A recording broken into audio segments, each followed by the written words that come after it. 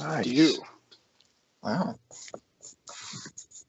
I also gave him the one that rolls better too. So if he ends up doing worse than the random number generator,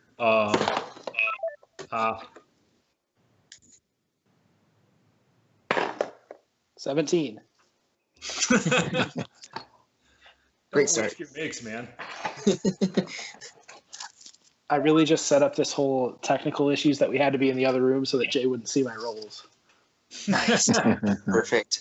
Scott made his own DM screen. Where he sat there and kept on getting us to like superimpose our sounds over each other so Mike's eardrums bled, just so he could sit there and say, oh, "I rolled a 20, man. Your dice are just that lucky." Hey guys, are you all on audio or are you on video or just audio? Just audio. Should just be audio. Okay, right on. Yeah. Oh, by the way, everybody, this is Phil. Phil, this is everybody. Hi everybody. What up, Phil? Yep, they respond solely to everybody. All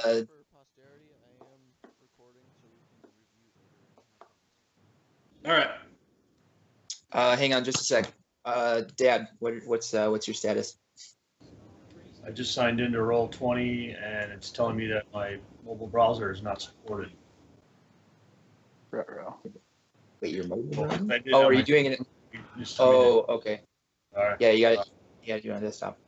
Sign out of here and go on the computer. But now that you accepted the link, you shouldn't have to go to your email. You should be able to just go straight to Roll20.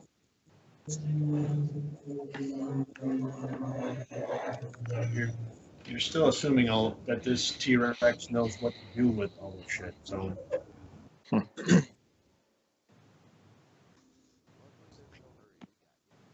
In the meantime, just so that we don't have too much dead time, we are introducing 2 new characters today so that we can get you guys working with each other a little bit better. We'll have a short discussion of everybody as their characters, directed towards Dan and Phil, kind of like a impromptu job interview with the job being adventurer. So if you guys just want to ask a little bit about everybody's backgrounds, make it a two-way street. Phil, Dan ask about the others ask about Phil and Dan. So that way we can hopefully get the honeymoon process done a little bit faster. Okay, right on. Yep. So this is Phil. I guess I'll just start it off.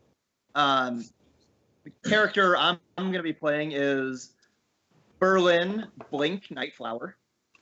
I'm going to be a half-elf rogue, kind of a arcane trickster, crossbow, long-rangey, Heidi type person. Heidi type person. So I guess a little bit about my backstory.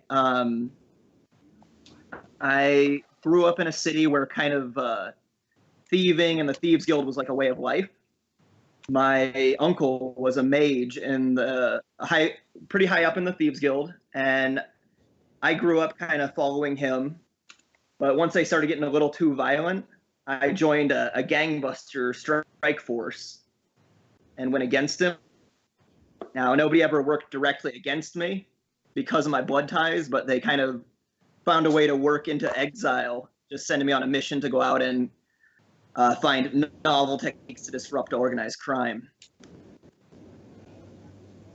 But really, it's an opportunity to break up evil organizations so I can build my own worldwide guild. Just kind of make it for the people and trade guild and that kind of thing.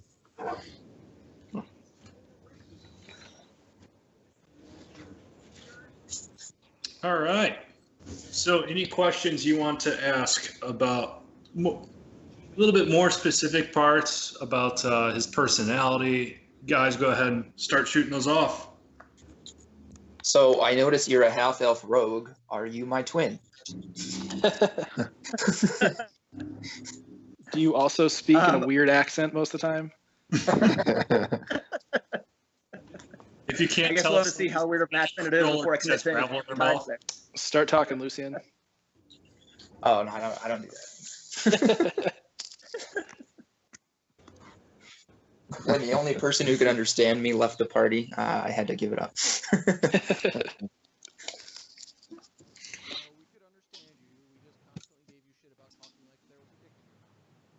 Scott definitely did not know what I was saying. I was just giving you a hard time. I mean, full disclosure, I had no idea either, but I didn't want you guys to think I was dumb, so I just said, okay, that happens. More often than not, it was a 50-50 shot as to whether it was a yes or a no. So I would just pick one and go with it. Like, yeah, what he said. Right, so I'm Lucien. I too am a half-elf rogue, but I specialize in disguises, which is probably why you've never heard of me, which is a great thing. I'm not really speak too much about my backstory because I don't really speak much about my backstory. No, I haven't written it. I don't talk about it. I guess really the only thing that you guys need to know about me is, although you're going to see me lie plainly in the face of many people, you guys can trust me, and I would, I'll never do anything that will, cause a man to be left behind. Said the professional liar.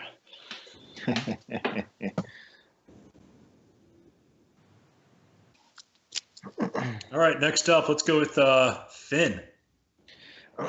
Sorry, I'm a little hoarse today from last night, so forgive the lifelong smoker voice.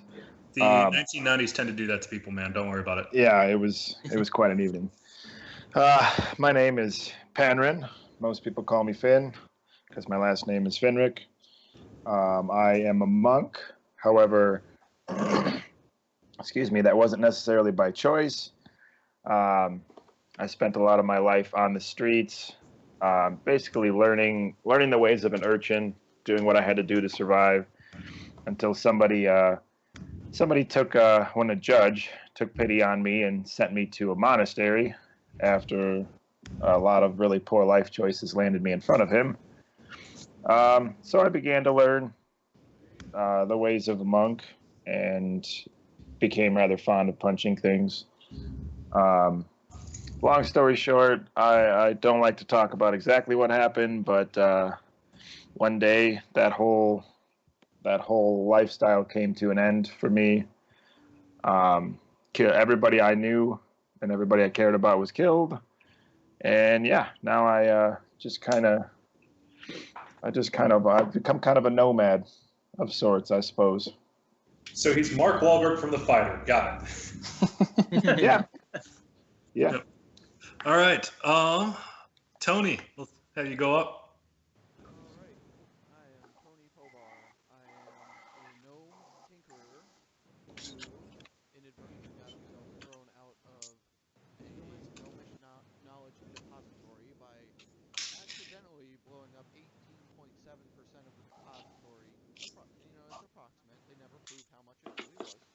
It's exactly approximate. Basically, I am ignorant of most social norms and the way to approach most people. I have a wonderful friend in a bar called the Briny Anchor, who's a orc barkeeper, and we get along splendidly. Yeah, okay. Depending on your definition. I have a lack of most social niceties, and I will disassemble furniture or other items randomly without provocation. Truth. Well, sounds like I have a twin too. Wait, that's not my character's personality. That's just mine. Leovan, let's tell us a little bit about yourself. All right, Leovan Duskwalker. I am a Wood Elf Ranger. I also try not to talk too much about where I came from and why. I basically grew up kind of in the middle of nowhere. Eventually wound my way through some misadventures into this crew. So I'm a little bit of a new to the cities. I am generally straightforward when I choose to speak up, kind of tell it like it is. You know. You didn't mention your fascination with. Oh yeah, bodily so I fluids. got this thing. So much for being straightforward. Had an incident relatively recently. Got into some certain kinds of blood. That's just really tasty. I don't like overindulge. It's nothing like crazy, but We've had to stop him a time or two. Yeah. Hey, that also it- helped you get out of a jam. yeah, I killed a bunch of vampires with it. So And damn near killed the rest of us, too. No, I that was was okay. my powder kegs. Yep. But last and certainly nowhere close to least, Dan, I believe you have a Goliath cleric that you created for the group. Oh, I have. He simply goes by Hagrid because I didn't want J.K. Rowling's people calling me lawsuit infringement or copyright infringement. So I'm just going with Hagrid. His background is a lawful neutral acolyte. Mm-hmm.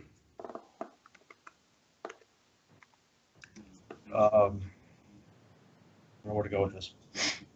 Yeah, if you haven't taken too much time to think about it, don't worry about it too much right now. But as you think about it, just introduce ways of what you guys have done before becoming adventurers. So for Phil and Dan, for the purposes of getting you involved in this, you are both going to be members of a guild called the Bloody Hunt.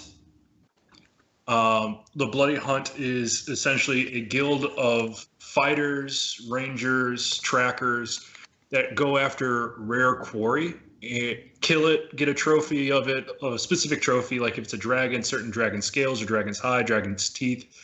And the guild then pays you money, sells off that trophy towards somebody who's willing to pay them more money. So for the purposes of this, you both are already existing members of the Bloody Hunt.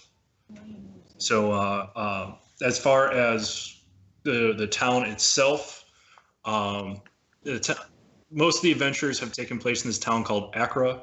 It's a sort of a small to medium-sized city that's mostly human, hasn't really had a lot of experience with the other races. And it shows based off of their complete inability to understand the similarities and differences between people. They're socially dumb. Yeah, so in the last adventure, there was a vampire from a different plane of existence that has wormed his way in and feeding on the lower classes in the guise of making a politically advantageous relationship with Accra. When in reality, they were trying to increase the influence of their home country to multiple planes. The party themselves sat there and goes, no, this seems kind of like a douchebag move. Met the head vampire named Bram. Through the use of clever tactics and superior firepower, they were able to absolutely destroy the Barovian embassy to Accra. Helping the person that gave him the contract through the Zentarum. The party members, which in this case would be Lucien, Leovan, Toni, and Finn. About 10 days have passed since the events of the Barovian bombings. No one really pieced together that it was you guys yet. You decided that you weren't going to hang around the Briny Anchor for a little bit, and instead of being on the south side of town where you've been known to hang out with, you decided to go to and I'm sorry, I got to look up the name of the bar on the north side of town, the Rusty Nail Bar and Fight Club, where you met Durden. Oh, yes. I was hoping it was that place. You know, you guys are laying low in a different bar this time. Throughout the week, you guys have had plenty of drink, plenty of song, and tried to fight one-on-one with Durden, which had always gone to poor avail. Yeah, but if there's any sort of shopping that you guys need to get done, now's a pretty great time. A mopey Tony Pobar from missing his orcish friend at the other pub would like to make a mail. All right, so we'll have you head off to the local blacksmith and armorer. This one is, oh God, what was his name? Donnie's Discount Armor. Oh yeah. Yep. And he takes a look. He's like, "Hello, how can I help you this day?" Scale mail. He shouts at him. He begins to just look at you a little bit and goes like, I don't think I have anything small enough for you, gnome. And I proceed to pull out my tinker's kit, show him a hacksaw and what looks to be a welding torch, and go, I can fix that. Well then, who am I to tell you not to be adventurous with your armor? He pulls out a little bit and he goes like, these are the only 2 skill items I have. We got standard run-of-the-mill one, and one that was sold to me. It's got some sort of magic to it I've never been able to find out. I would like to cast as a ritual detect magic on magical students. All right, as you do that, and don't really talk to the shop owner about what's going on. He just kind of is sitting there, holding it for a while, sees you, sets it down a little bit, and goes like, when he's done, I'll come back to it.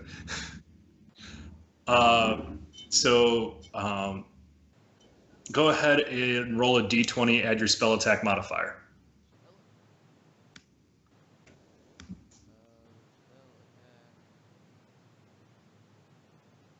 I got a 24.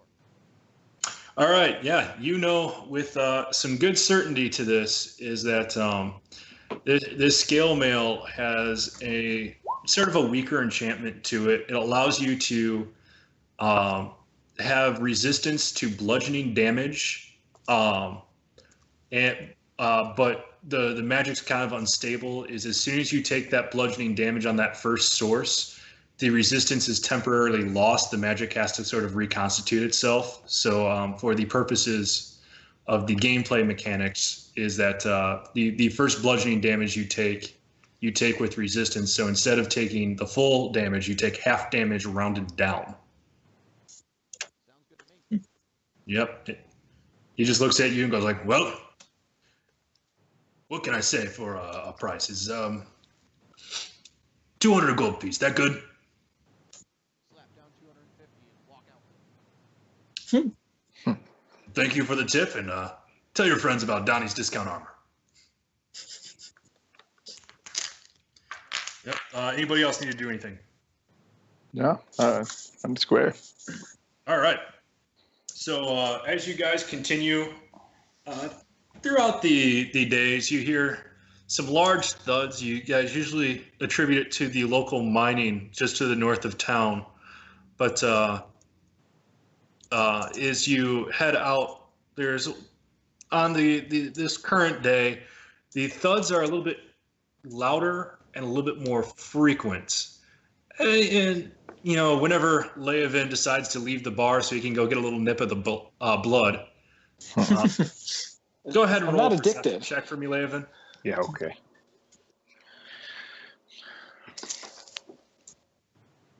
Who's rolling a what now? Leovan's rolling a perception check for me.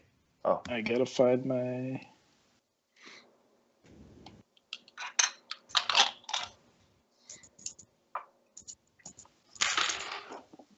$11 plus 6.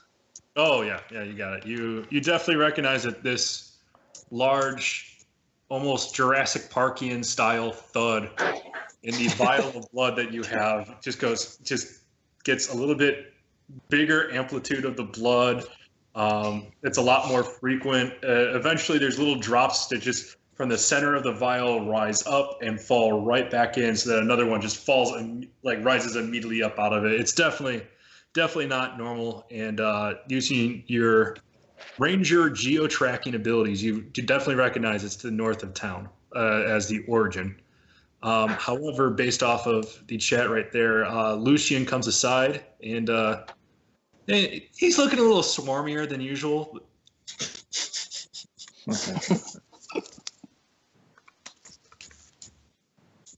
Yeah, so I guess like I said in the whisper, Scott or Leovan, when I gave you that dagger of venom in the basement, I noticed that there was two, and I didn't know that there was also going to be an item that was going to benefit your character that much. So I was hoping to get the dagger back. We have a name for people who do things like that. I will give you 250 gold if you want. Also, I'll pay you for it.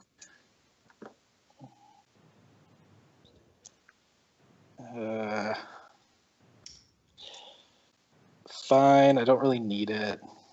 Both of you guys make contested persuasion checks. I rolled a natural 20. I rolled a 17. Add your modifiers, guys. 0. 30.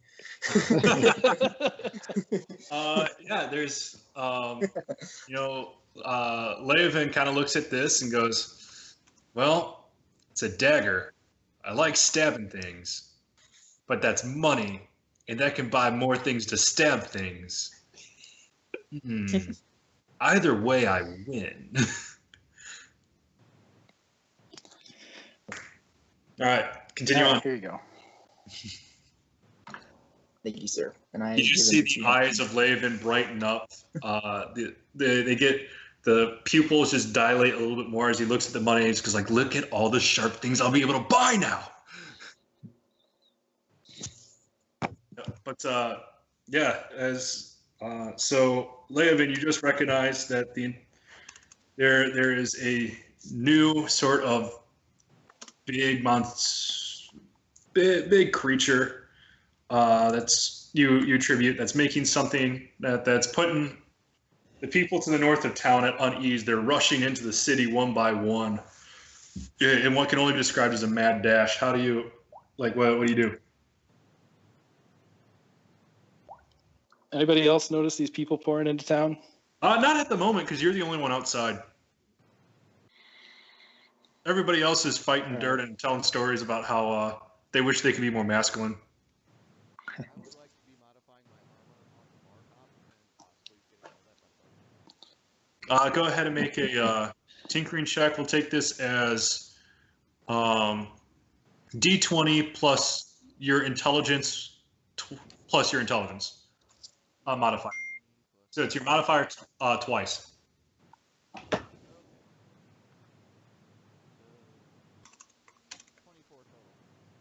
Oh yeah, you do it without issue. It's you sit there, take off the excess, put it down, and as soon as you slip it on, you sit there. It's like, man, I might have a future as a scale mail designer.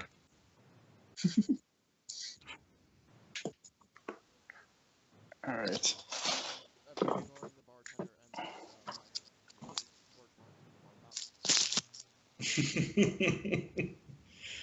All right.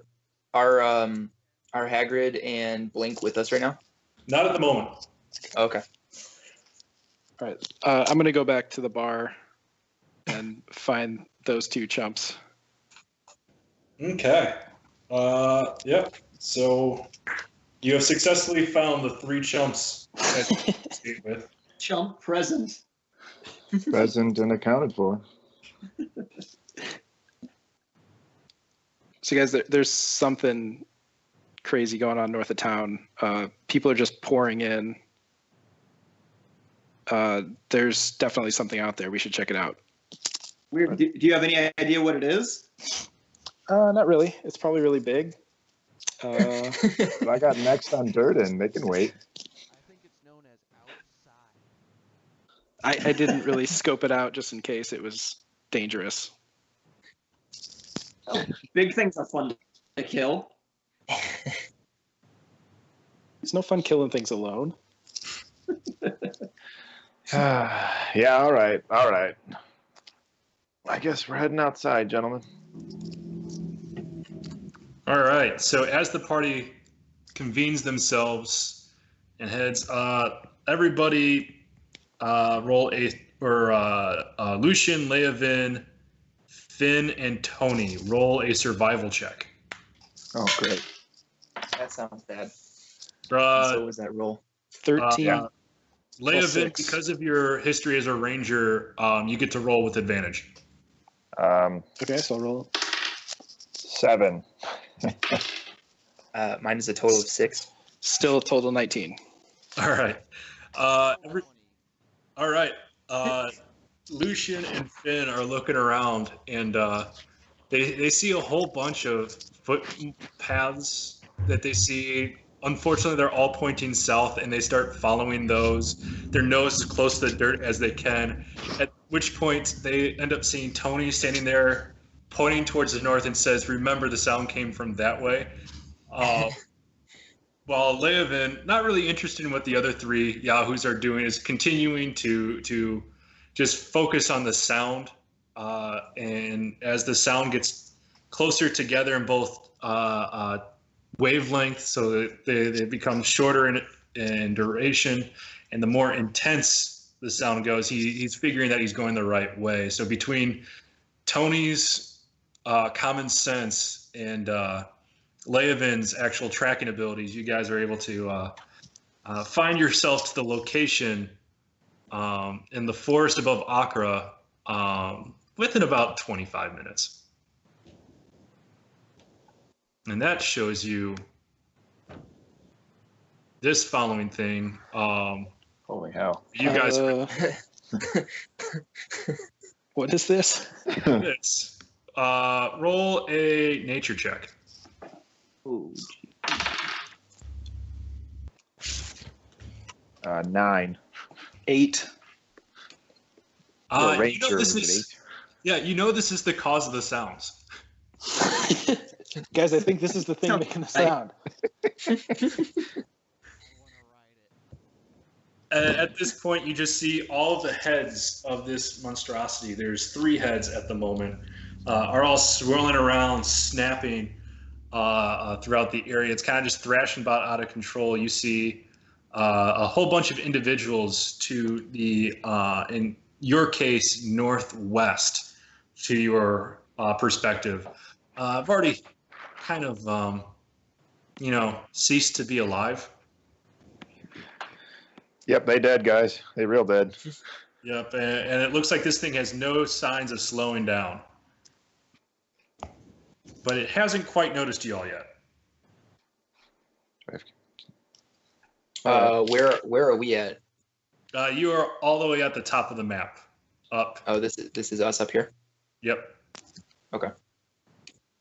I'm going to go hide behind this here tree. All right, roll stealth. Oh, shit. That will be a 16. Okay.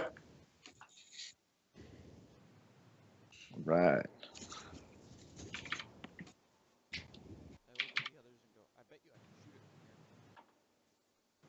Which one is me?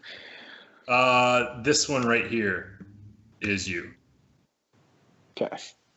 Where are Blink and Hagrid? You have not come across them yet. Oh, okay. okay, good. Yeah. I was trying to figure out the same thing myself. That's Where right. am There's, I? yeah, don't worry. You guys will be brought in very, very shortly, if I may speak out of game for a second. All right. I'd like to sneak up to behind. I think these are trees, right? Yep. Okay. I want to Go ahead, sneak roll up. stealth. Yeah, right there. Stealth. It is my stealth bonus. Oh Jesus. First of all, what's your modifier for stealth? 7. Okay. So that. What's that? What'd you roll? I rolled a 6. All right. Yep. You're lucky. He rolled a 2.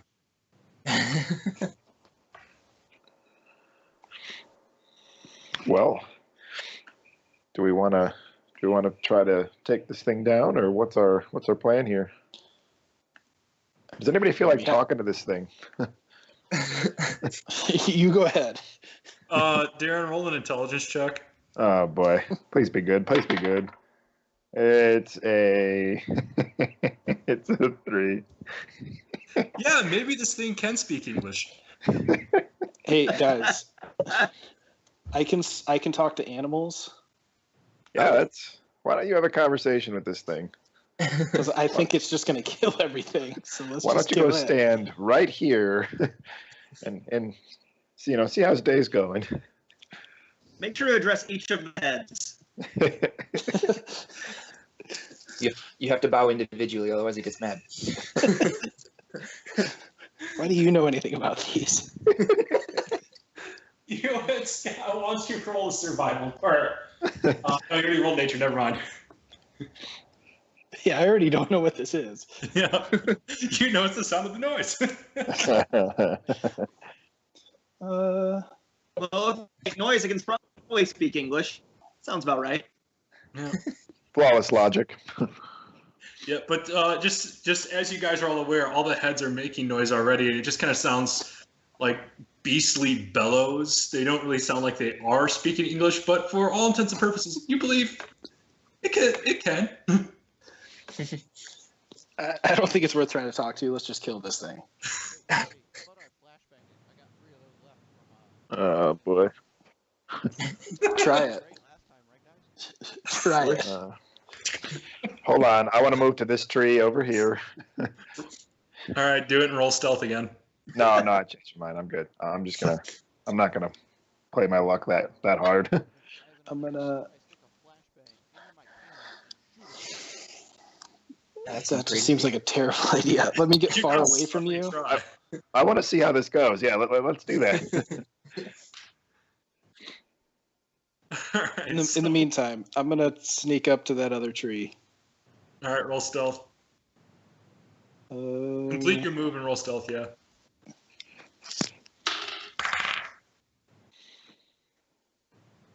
Six plus 7, 13. Ooh. All right. His Uh-oh. perception was a 15. Whoops. Great job. Yeah. So he sits like one of the heads just kind of sniffs around a little bit, snatches you, and begins to make its way over. Everyone roll initiative. Holy fuck. Great. Oh my god! I hope I get all these bad rolls out of the way soon. Yeah, I'm not rolling great either. That would be an 8. All right, Lucien, what'd you get? 16, 20. Okay. All right. Anybody between 20 and 16? No. No. All right. 15 to 10. 11.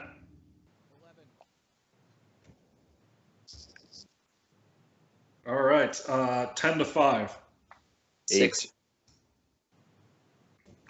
Okay.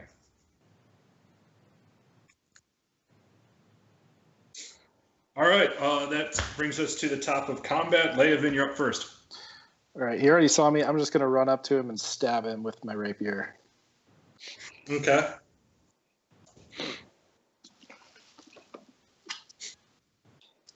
Which one of these is 8? What's that? Just trying to find the right dice. So it's D20, and then add Oh, your right. Duh. I'm so stupid. That's damage. 17. 17 hits. Go ahead and roll damage. That's the other one. 6 All right. plus 4. So it does 10 damage. All right.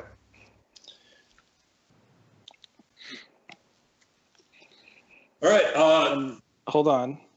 Mhm. I can attack twice nowadays. Okay. Yeah, he does have Hit him extra again. attack, All right. Make your second attack. 11 plus 7, 18. Hits.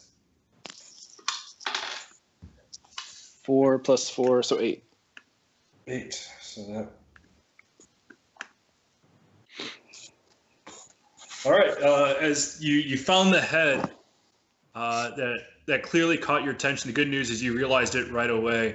You're able to take out your rapier, and you start off by just thrusting upward. You're able to catch that particular head right by the jaw, getting it right through its head. As you throw out, you then throw the rapier up in the air, flip hands, take it right straight down, and you're able to just feel the crunch of bone in between the two eyes of that Hydra head. You just see them shut and fall limp. Anything else you want to do this turn? Move back behind the tree just in case. Okay, you go ahead and do that, and the Hydra is going to use its attack of opportunity with its other heads, so it's going to make 2 attacks at you. Oh, goody. That is going to start off as a 13. And 16 armor class. All right, and then that is going to be a compiled 20, so that will hit. And we'll do 9 piercing damage. Ouch. Woof. Yep. And then now it's the Hydra's turn. It's going to come up to you right there. It's going to make a perception check. Natural 20. Unfortunately, Lucien, you are seen behind the Ranger. You chose the wrong hiding based spot. off of the arrangement of the map, it can't actually reach you. Woo. Yep, it can't reach either of you. So, however, what's great about this is that you notice that Leovan, the head that you destroyed, it began to split in 2. The eyes begin to wake up, and it's got an extra head now. Done fucked up. Is it smaller than the other one? They're smaller heads, yes. But you sat there goes like, it wasn't the size of the heads, but what the heads contained that seemed to be the problem. And then... Get on the Hydra's back. Yep, Toni, you're up.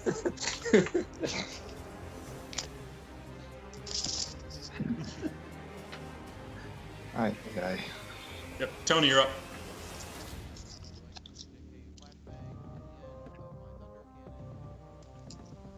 Interesting. Okay.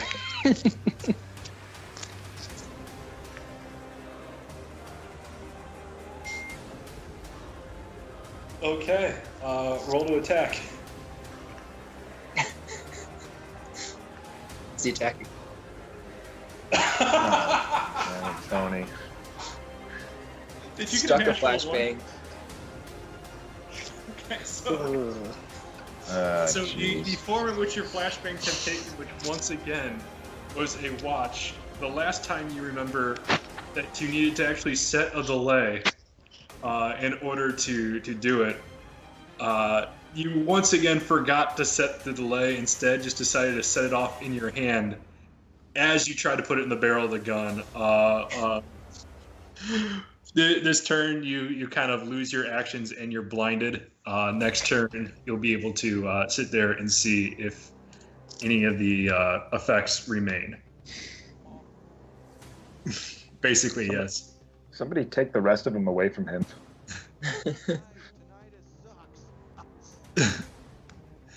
And there we go. Yeah, so Toni, you're done. Finn, you're up. All right, I'll use my Staff of Fireballs. Well, actually, first I will move roughly here. Okay. And I intend to drop it right here so that it hits all of the heads. Okay, how many charges do you want to expend? That's a bad idea. Well, since it's, let's see, I have 10 uses left. I will do 2 of them. Why is it a bad idea? It's a great idea. What are you talking about? So that's Then you're going to double all the heads. Yeah, it's going to be 96 damage, and what was the save that the Hydra needs to make? Shit. I forgot where to... I think it's a dexterity save. That's a good question, then. It doesn't matter because it would have failed no matter what you set, so it's full damage. 96 damage. To all of the heads. Just kill it all. I figured if we knock them all out at once, it can't come back. Okay.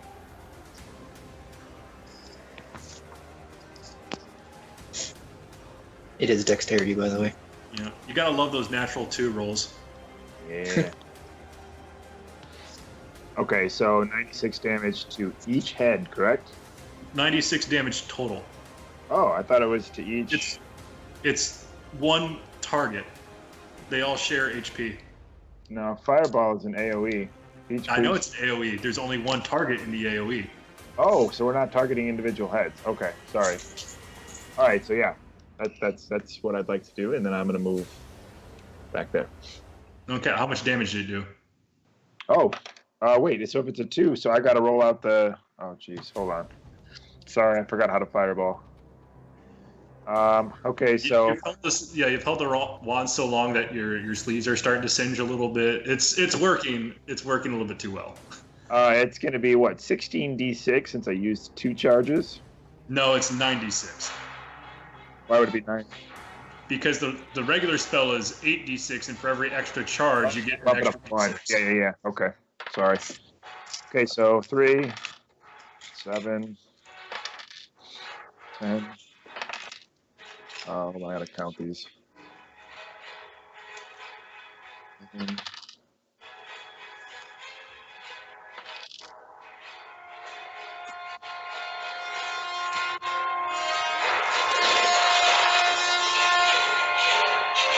That got really loud.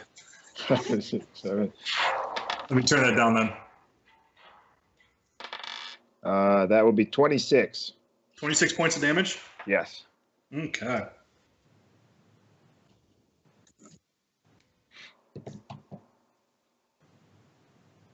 All right. Yeah, you point the wand out, concentrating really hard on the biggest boom you can think of.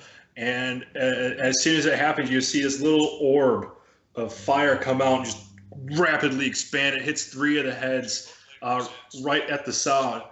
Yeah, it takes 3 of the heads down, so there are 3 heads still moving around. Tony giggles, big boom. Yep. You done? Yes, I am done. All right, Lucian. Okay, I'm gonna move down around this tree here, Okay. and I want to throw my dagger of flame tongue at it, but I'm not trying to hit one of the heads. What's that? Good. I do not want to hit it in the head. I want to hit it in the body. Okay. That should be easy based off of the makeup of the monster. Yeah. All right. Does a 16 hit? 16 hits. Okay. That is 2d4.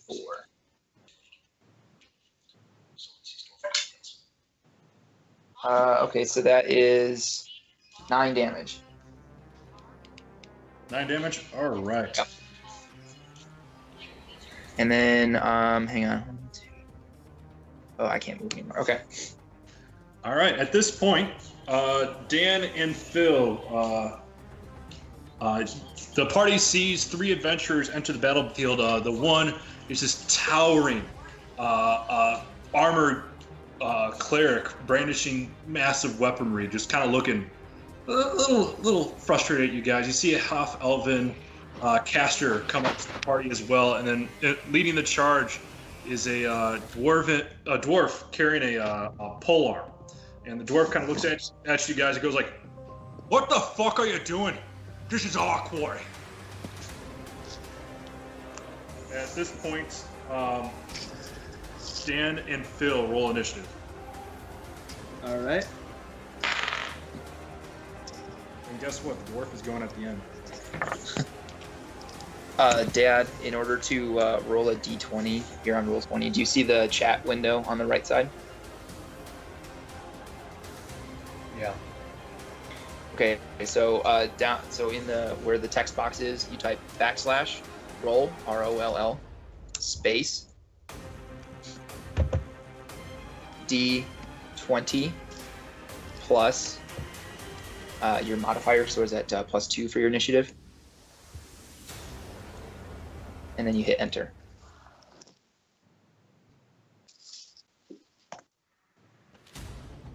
Wrong slash. Though. Oh. Alrighty. Oh, that good old front slash. I never know which one's front and which one's back. All right, what was that again? I finally That's a told good question. Well, don't do the one I did. The more common slash. Yeah, so the one that's attached to the question mark. So it's roll. So you do the backslash. Let's see if I can just type it like this. Yeah, just put it in parentheses. It'll go. So if you type it like that, Dad, without the quotation marks, it will roll like what Darren's thing or what Phil's thing is showing right now, which is it'll show the dice plus the modifier for your total. Just tell me what to type in again.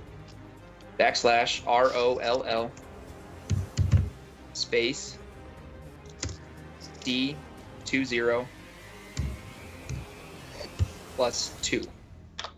The plus icon and 2.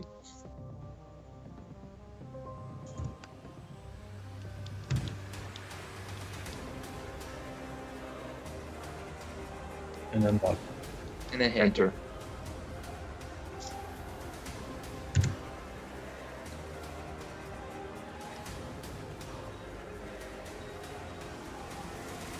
Didn't do anything. Here we go. I got you.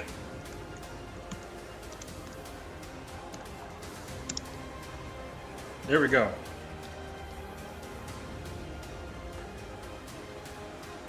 All right, that brings us back to the top of the round. Leovan, you're up again. I'm going to ignore those guys and take another stab at this thing. All right. So same thing. It's my rapier. 7, 14. 14 does not hit. All right, and one more time.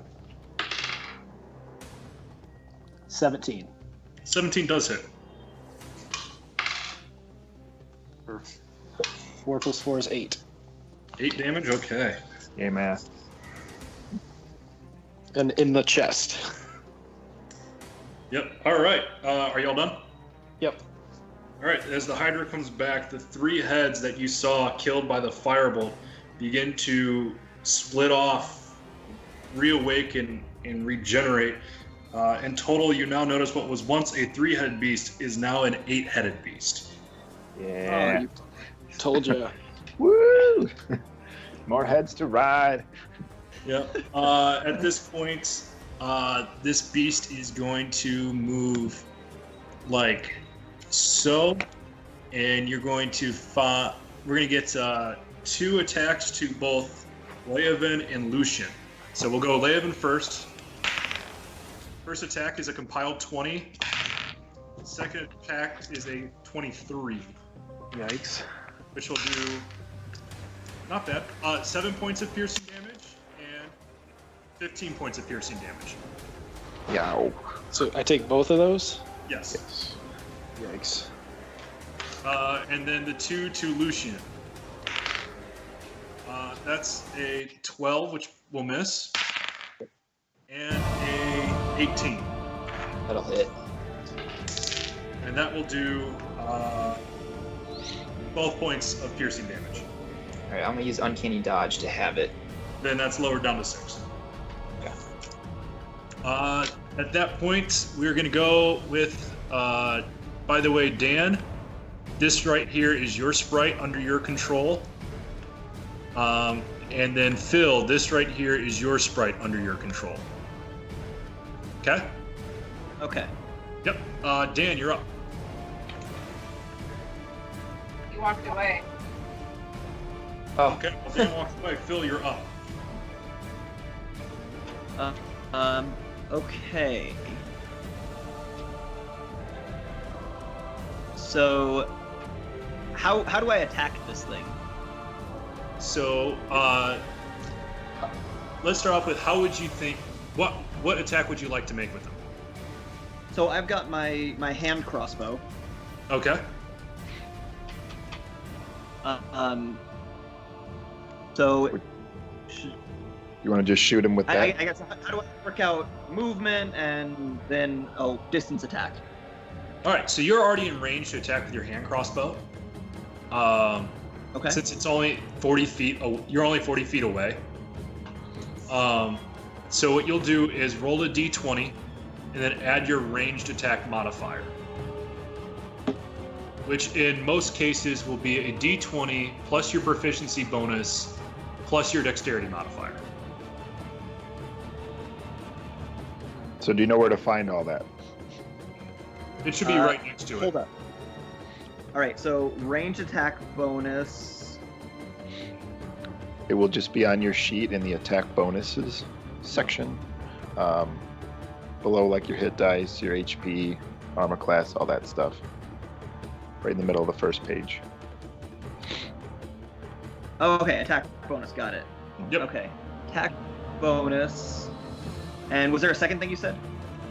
Your dexterity modifier, which is what those two numbers are compiled from. So if you've got a range attack bonus on there written, that's the number you use. Okay, I think I got it then. Let's see what this does. Oh yeah, that hits for sure. Go Oh ahead. yeah. Okay. Roll damage.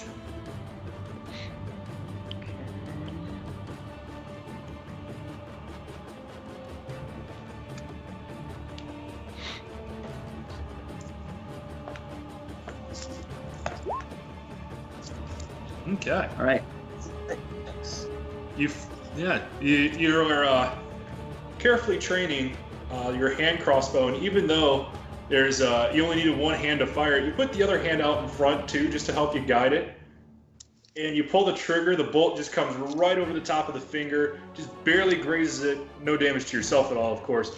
But you find purchase right in the eye of one of the hydras.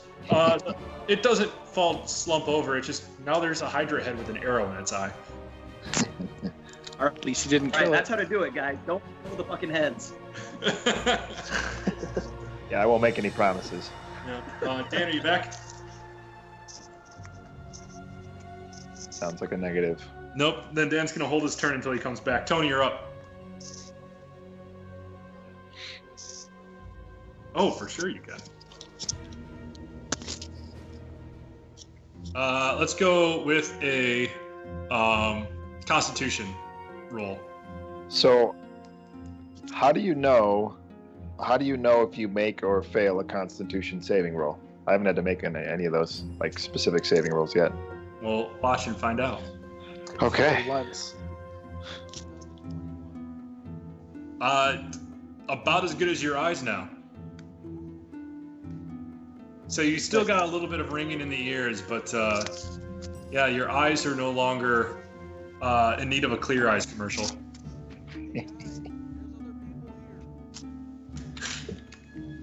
All right, begin your action.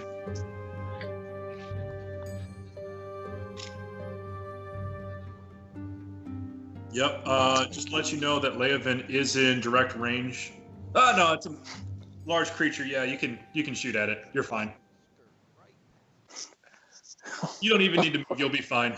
I forgot that this is three-dimensional.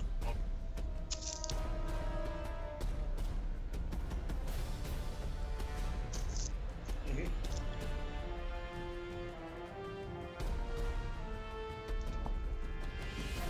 15 just barely hits. Roll damage.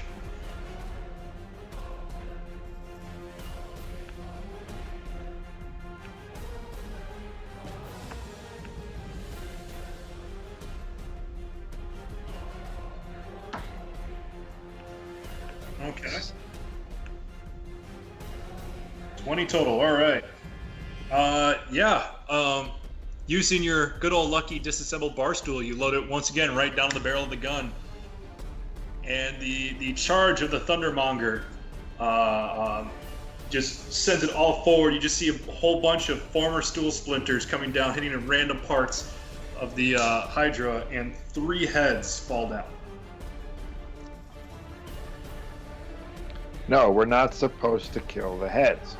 Wait, so the three heads went limp and fell down? Say that again, Phil. The 3 heads went limp and fell down, or fell off? Fell down. Okay. So not. Mm-hmm. Well, none of you have ever cleaved a head off of a Hydra. Yep, and then also, Mike, as you reload, roll perception.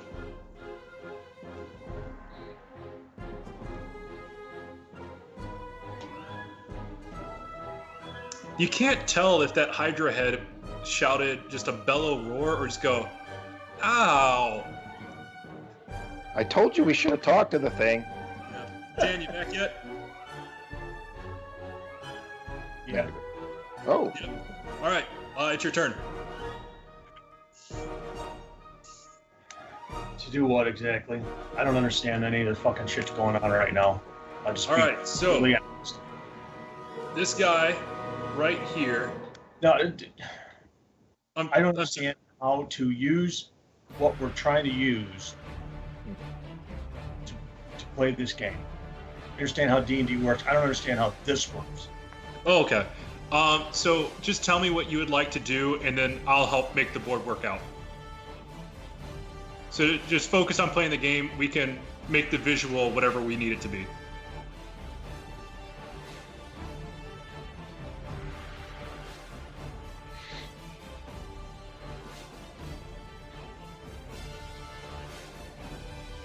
I want to take a swing at the creature with my axe. All right, so with your movement, you're able to get right up next to it. And then, since we're using the random number generator, what is your ranged attack bonus, or your melee attack bonus?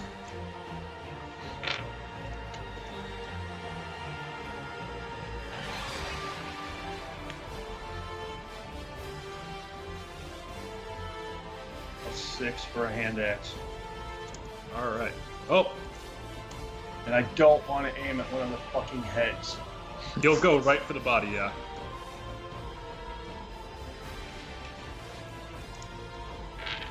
That's a crit. Or, oh, never mind. That's because I typed it wrong.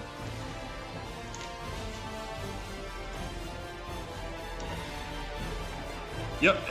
Yeah, you're able to hit right. You kneecap the motherfucker. Go ahead and roll. What's your damage?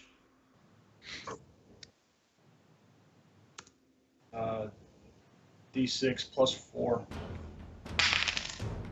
that's great because that's a 6.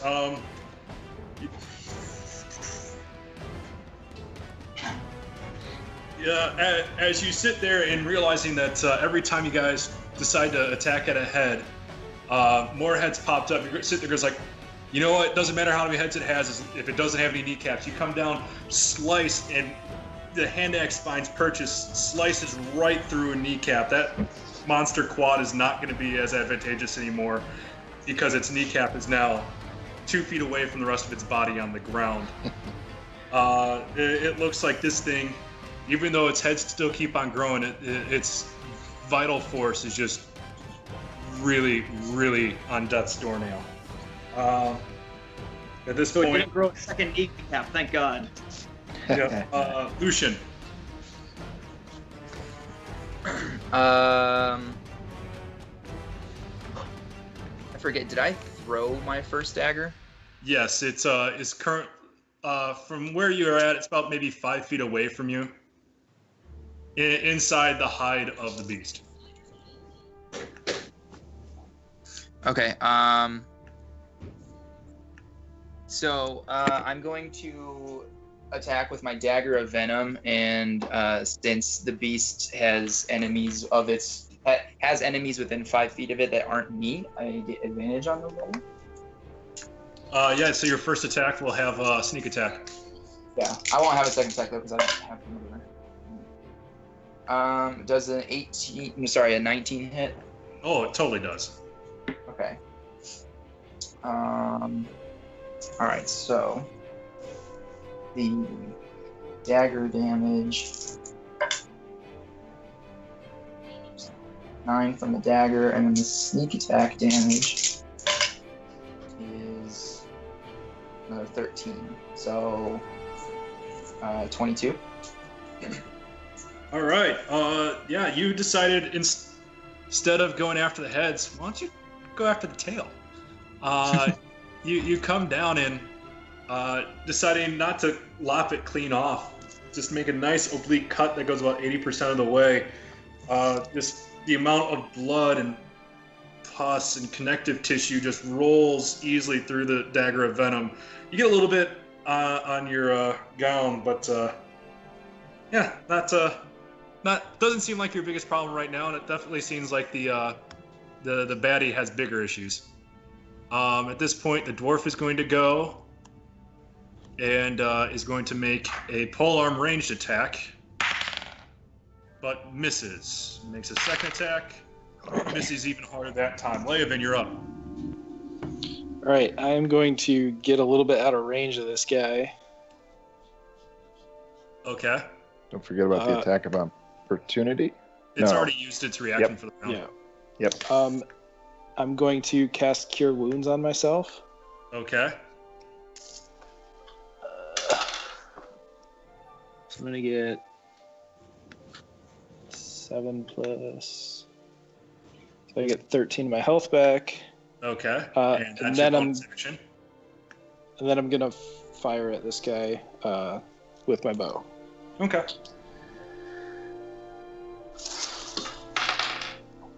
So 16, 23, Hits. and then 8 plus 4 is 12. Why don't you describe your kill? Nice. Ooh. I pull back with my bow and initially started to aim at its head out of instinct. Remembered that was a terrible idea. Instead, fired straight into the center where I hoped its heart was. And the arrow split through its... Yeah. Yep. All right. So I got nothing. as you take your arrow, you knock it up, and with your refound vitality, have the strength to pull all the way back. You overpull just a little bit, and it gives it the extra velocity it needs to get right through the carapace of the monstrosity of the Hydra. It finds its purchase right in between two heads and just slides in. And you actually lose track of the arrow in its entirety, but you just see an arterial side bleeding coming out from the entry wound that you created. The kneecap that was lopped off is the first to fall, and followed by the other front kneecap, and then finally the entire beast comes down. Each head has one last little writhing before they all just slump down, eyes closed. At this point, the dwarf looks up at you, goes, "Oi, you're really in for it now." And just to make sure that you guys don't have to worry about anything else. Bam. There's a big X. It's almost like its size is huge. All right, so I feel like we should probably address the other folks here in the room. The forest, I should say. Oh, at this point, the dwarf comes up to you quite happily and goes, "You thieving bastards! That monster was through the bloody hunt. Our contract now remains unfulfilled. Are you happy taking food from our mouths?" You can have it. I don't really care. Yeah, I mean, I just Yeah. wanted it dead. the hunt. What is this hunt you speak of? You don't know the hunt. How long have you been in this town anyway? Not long enough, apparently. About 2 weeks. You dumb motherfuckers. The hunt is who the town contracts to deal with things like this. Our contract's now unfulfilled. As at this point, you see his hand beginning to glow. There's a marking that's right down the middle, and you see 3 cross markings in different curvatures, all coming down, and you sense like more and more energy coming from this. And it goes, "The contract was magically binding. It doesn't care whether or not the creature dies. It matters if we kill it. And now, we won't be able to get a new one until another Hydra comes to town." At this point, you look at the Goliath and you look at the half-elf caster, and they've got the same markings on their left hand.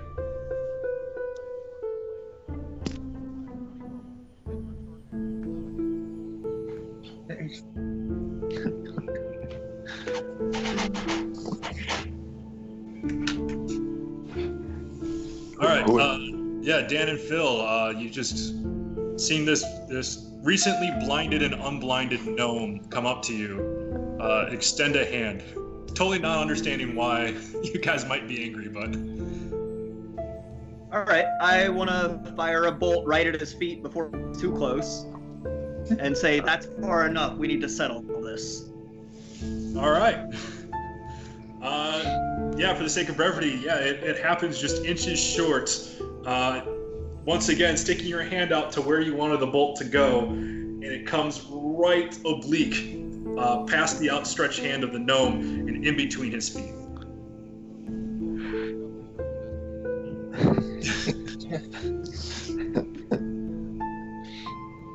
I don't think there's any need for violence here, gentlemen. We were merely defending ourselves. Defending ourselves? We saw you run up there like fucking rookies.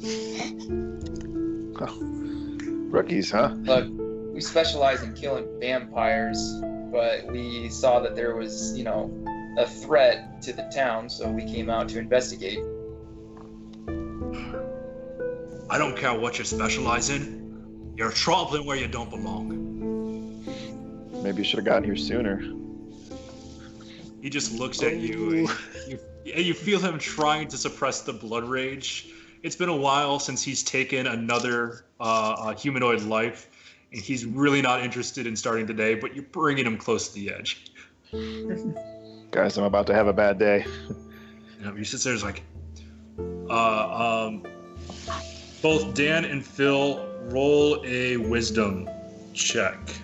So Dan, what's your wisdom modifier? +4. 4? All right. Lies. Oh, great, because I rolled you a natural 20. You're immediately aware of a way to have the contract taken off of your hands and put onto theirs. It's called the trial of the take, where essentially it's a trial by ordeal. These individuals, you're free to take other contracts.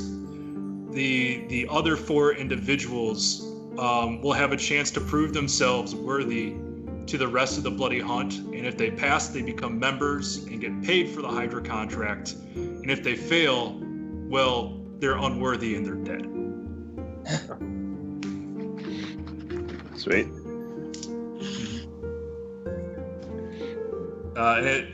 Looking quickly at this dwarf, he's clearly overlooking this possible solution.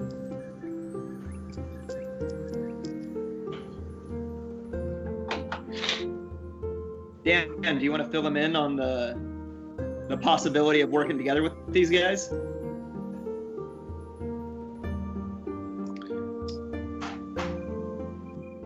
I don't know. I like the sound of that, but what else can you tell us about it? That sounds better than throwing down right here and now.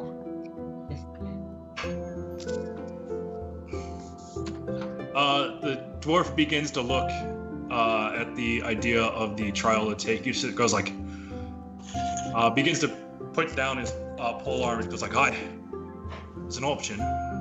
It allows us to get rid of this, but actually, I've got no problems with it. There's 3 ways it ends up. 1, you become members and I get paid.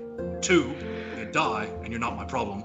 Or 3, you run yourselves out of town and you're not my problem." So it's a win-win-win. No matter what, it looks like I can't lose. We'll take you to the guild hall. Yeah. So everybody involved in the party, that is going to be 1,300 experience for taking down a CR creature rated at the Hydra and then not killing each other. 1,300 experience each. Oh, yeah. And then because, the Goliath, the caster, and the dwarf begin taking you back south towards the northern ends.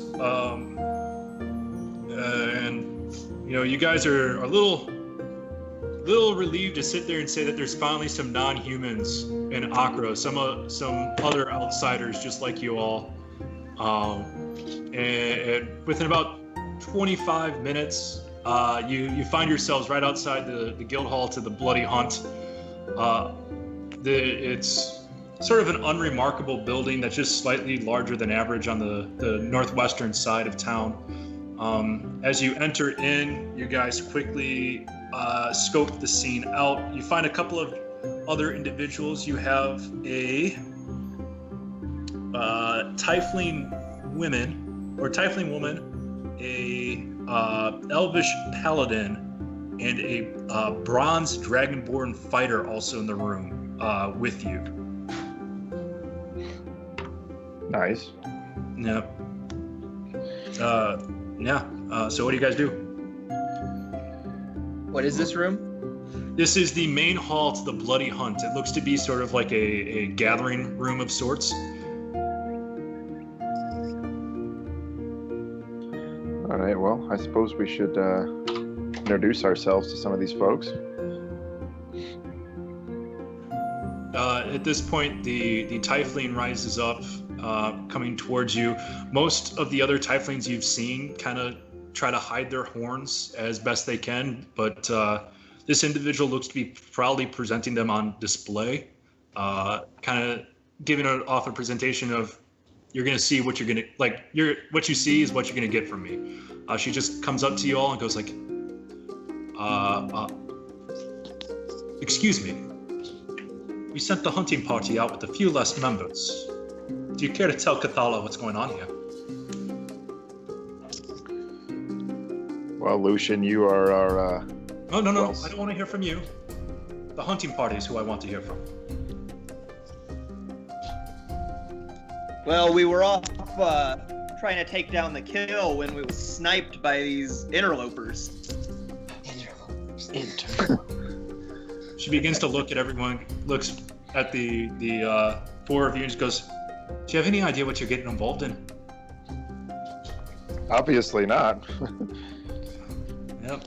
They asked us the I thought same it was question. just killing a Hydra, but clearly there's a lot more to it than that. We certainly didn't mean to tread on any toes here, but, we should have the ability to defend ourselves if need be. Did it happen upon you, or did you happen upon it? That can be debated.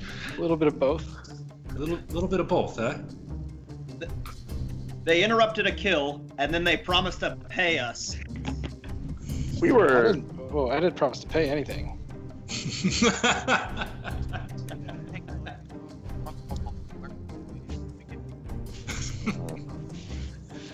Why don't you go play with your flashbangs? Keep an eye on that one. All right. At this point, Cathala looks back up and looks at the hunting party again. I suppose you've explained to them their options, yeah? Oh, they've got a choice ahead of them, that's for sure.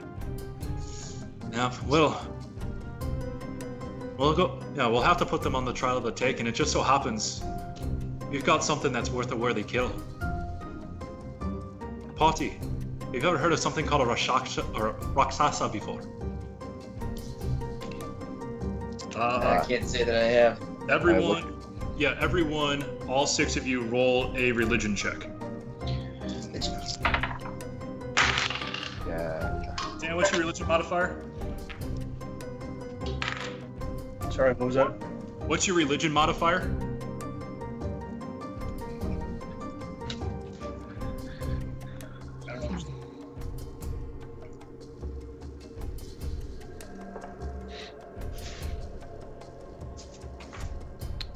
I, as a monk, roll a 2. Okay. The great news is that not all monks are religious monks. Some of them are brain-breaking monks, and they're way more fun. Yeah. Yep. All right. I'm a 14. Yep. So, Dan, because I rolled you with advantage since you are a cleric, you rolled a 2 and an 18, so no matter what, you're good, since the 18 counts. Toni's good, and Leovan is good. You guys remember back in the day hearing boogeyman sort of tales from a Rakshasa. These are sort of taller than average shapeshifters from the 9 hells. These individuals usually tend to congregate towards cities. They're shapeshifters, and the only reason why they come to the prime dimension that you guys inhabit is usually to carry out assassinations for the more chaotic evil aligned gods. They're not really interested in many things other than, they value, there's a significant amount of greed to the point of mental illness. So when Rakshasas take hiding places, you recognize them more to be like banks and treasuries and bazaars. They tend to be more towards congregated areas, using their shape-shifting abilities to sort of hide in plain sight. And you guys share that with those of us who have no idea what just happened? Who are much better at making beer than making religions. Yes. You guys look very deep in thought over there. Just Now, for the nodding sake of self- brevity, we'll disperse that information. Okay. All right, so... Yeah.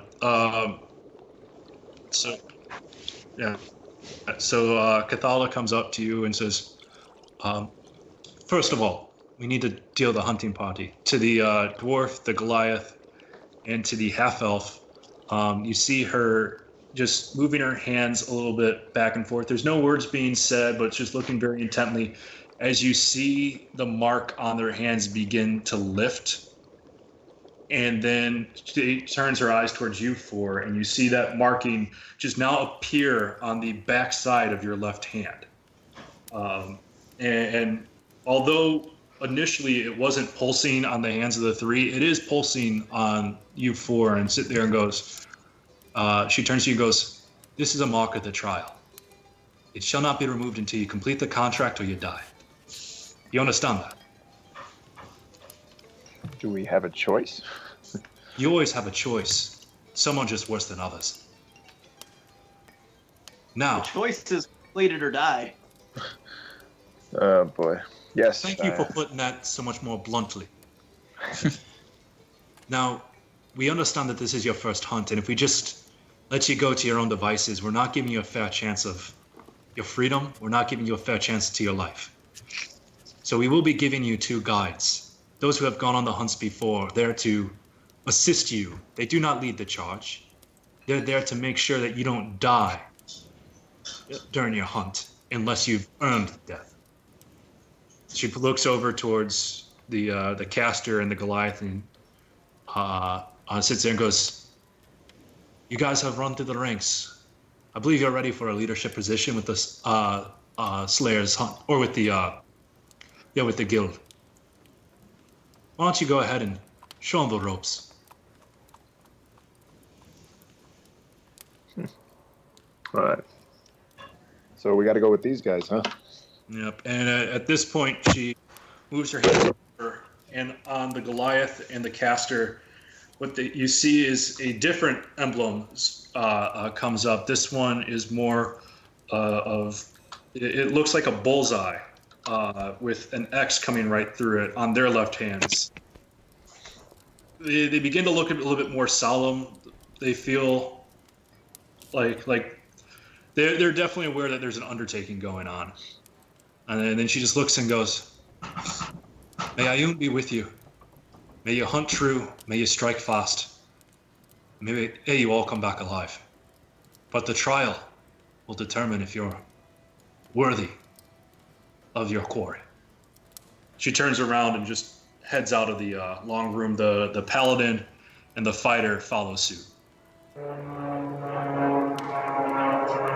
dwarf just looks at you guys, looks at the other two members of his party, and just goes, "Whew. Well, you certainly lucked into that one, didn't you guys?" Looks like we did. Lucked? Luck might be a strong word.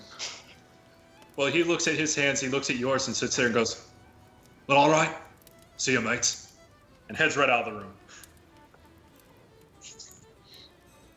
Would this be a good point or a good moment to go take a pee break?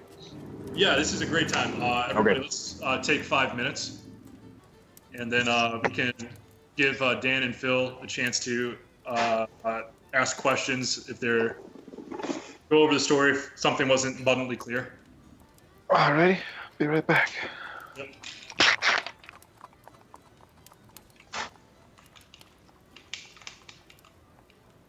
All right, so it sounds like we're chasing down a Rakshasa Yes. somewhere in a city. Somewhere in the city of Akra, yes. Okay. And we are all working together to get this kill, right? Correct. We Yes. succeed. Yeah, you're not two competing parties of 4 and 3, you're one party of 6. You just heard it a little bit there. Can you say that again? I will in just 1 second. Sorry, Scott and I are in the same apartment right now, and overlapping mics, which is totally my fault because I forgot to bring my headset. But instead of a party of 4 and a party of 3, you're now one party of 6. Got it. Yep.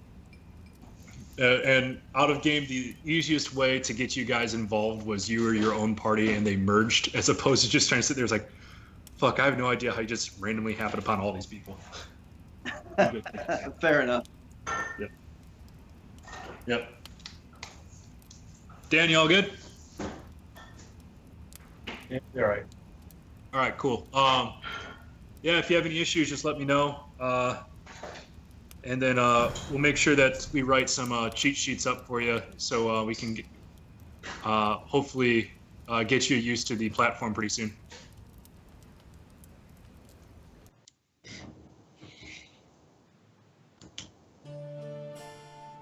I do have one little question. I probably should have checked this out ahead of time. No, you're good. But it says I get a sneak attack bonus when I attack with advantage. How do I get advantage? Advantage is... So consider it like dirty fighting. Is whenever you're in a situation in which you would be getting the upper hand, like the enemy is unaware of you because you just happen to come across them in battle. The enemy is engaged with one of your friends. The enemy is asleep.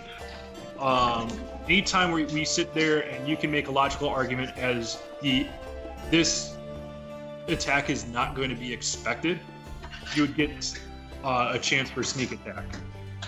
So like when we fought the Hydra there and he was kind of surrounded by the other party members, would that count? That would have counted, yes. Okay, got it.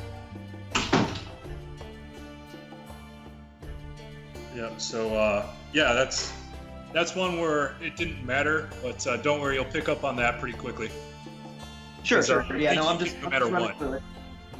Yeah, the big difference is whether that would have been a critical or a regular hit. Mm-hmm. Yeah. Yeah, I think I'm all set then. Yep. So when we get back, the big goals are going to be, trying to find a trail of a shape-shifting assassin, and then take down the shape-shifting assassin.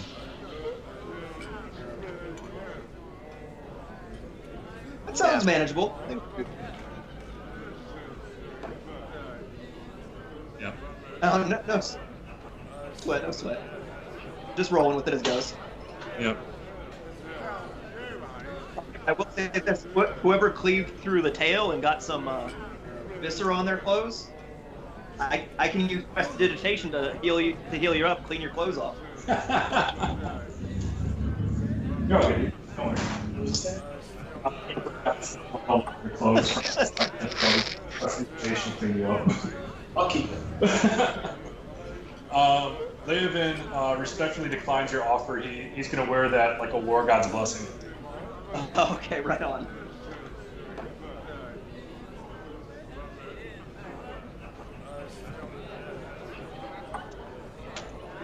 Perfect. Celebrate you guys. I'll even use Mage Hand to just kind of wipe your face a little bit, get that taken care of. Well, I'm walking into a really weird part of the conversation.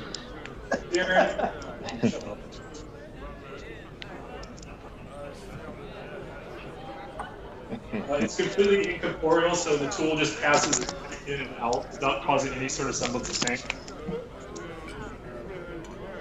I'm back. Alright, I poke back. At this point, it seems really weird, but it looks like the form of the mage hand has coalesced and gets you right in between the eyes and pushes you back just an inch, and then goes back into its vapor form.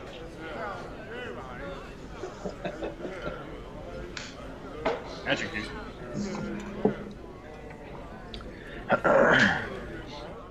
There you go. As it happens, I just say, whoop, whoop, whoop, whoop, whoop, whoop, whoop.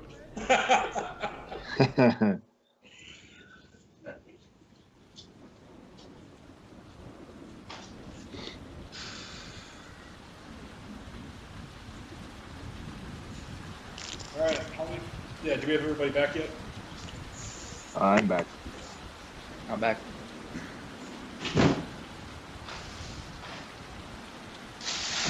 Scott's back. It's true, they made out. It was awkward. You made out with who? Somebody was stroking someone's face with a mage hand, so it got real intimate. It was more prodding than stroking. Yeah. Wait till I use grease later and then do some real stroking. Oh. Alrighty. Watch out! I've got grease, sleep, and mage hand. I am set. Oh God. Blink Cosby. Oh man. Wow. Guys, I feel dirty now.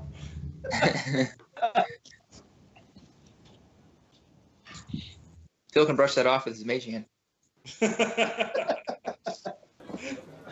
All right, if everybody's back, we'll get back to it. So the party is now accepted the contract of the trial of the take for poaching the contract of a Hydra kill. At this point, they've agreed to hunt down a Rakshasa assassin due to a need from the guild. Phil, Dan, what were your characters' names again? My character is Berlynn Nightflowers. Just goes by Blink. Oh. All I thought his Dan, name was what's like your character's name Berlin again? Blink. Yeah. I'm sorry, what was that? And Dan was Hagrid. Hagrid, thank you. I should probably write this shit down.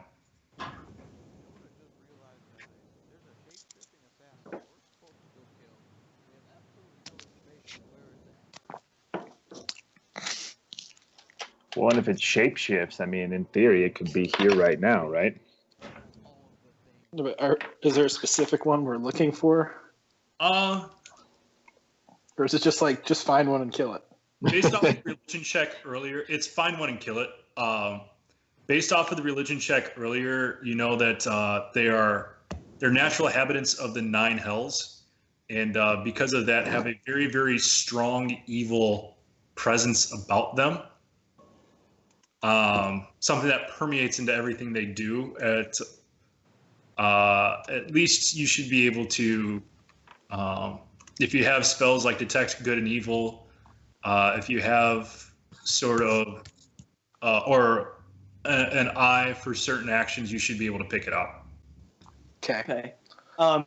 Does it So we just... shape-shifting? Does it shape-shift into like a general human, or could it be specifically one of us? It can be. Oh, no. Typically, it shapeshifts to something the same size as it. Okay. I don't have detect good and evil. I'd like to set up like a password right now. That's probably I'm smart. sorry, I didn't hear what you said after detect good and evil. Oh, I'd like to set up like a password, a code word, so we know we are who we are. All right, perfect. Ah, that's brilliant. Pineapples. I vote for pineapples. I vote we say Blink kicks ass, just is the best all the time, forever. Veto.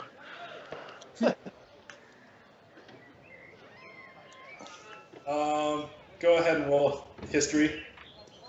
And then everybody else, then Berlynn, roll a deception check. Okay. Roll deception to see if people believe you when you say that you're the best. Oh, that's a pretty good one.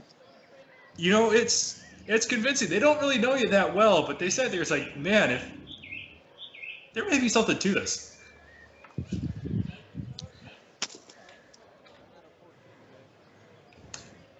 And your question was? they can read minds? No. No, they can't. You know pretty definitively that they're too self-involved with themselves to care about the minds of other people.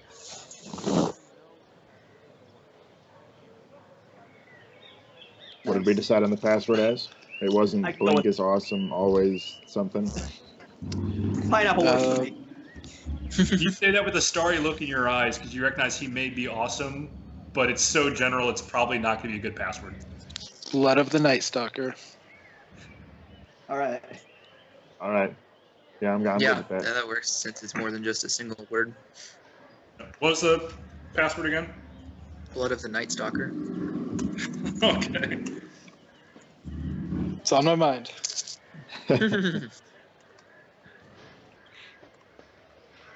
Okay. So, what was the horny girl's name? Kalatha. I didn't write that down. Okay. So, are we still? Wait, I'm sorry. Did she walk away from us, or is she still in our presence? Yeah, she walked away from you guys, but based off of the image that was shared with you, is that these creatures tend to take to highly dense areas of cities and try their best to hide in plain sight. So everybody just roll a straight up D20, no modifiers. 18. 10. 6. 16. All right, everybody that rolled over 10, you sit there seemingly all shockingly at the same time and realize what's the most dense area in town, and you find that the Temple of Bahamut right in the center not only has every main road leading to it, but is a massive congregating point and a meeting place throughout town, and you feel like you might as well start there and work your way up.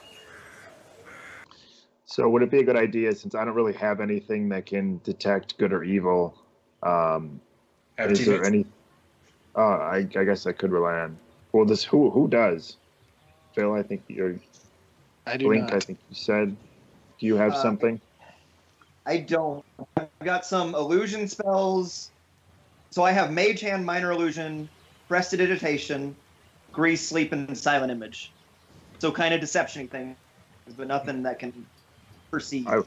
I would assume that Hagrid as a cleric would be able to, though, correct? I don't have that spell at the ready. Oh, No. gotcha. Well, in order to change use that their up, intuition. yeah. So in the game mechanics, in order to change that up and to prepare different spells, it'll take a long rest, and at the start of the next day, you can select new spells using the divine magic. Yeah. So the worst case scenario is you wait a day, and then you get the spell. Could we purchase an item that will give us that ability to? I don't know. You can always try. All right, I would like to do that. I'm pretty sure at a city of this size, there's some sort of magical trinkets shop. Yeah, let's do that. I want to go there. All right. Go ahead and just roll a d20 straight up. D20 straight up is an 8. An 8. It takes you the better part of 3 hours because you forgot that there's no stores in a residential district. And eventually you come across something that's just called the trinket shop, and you head right in.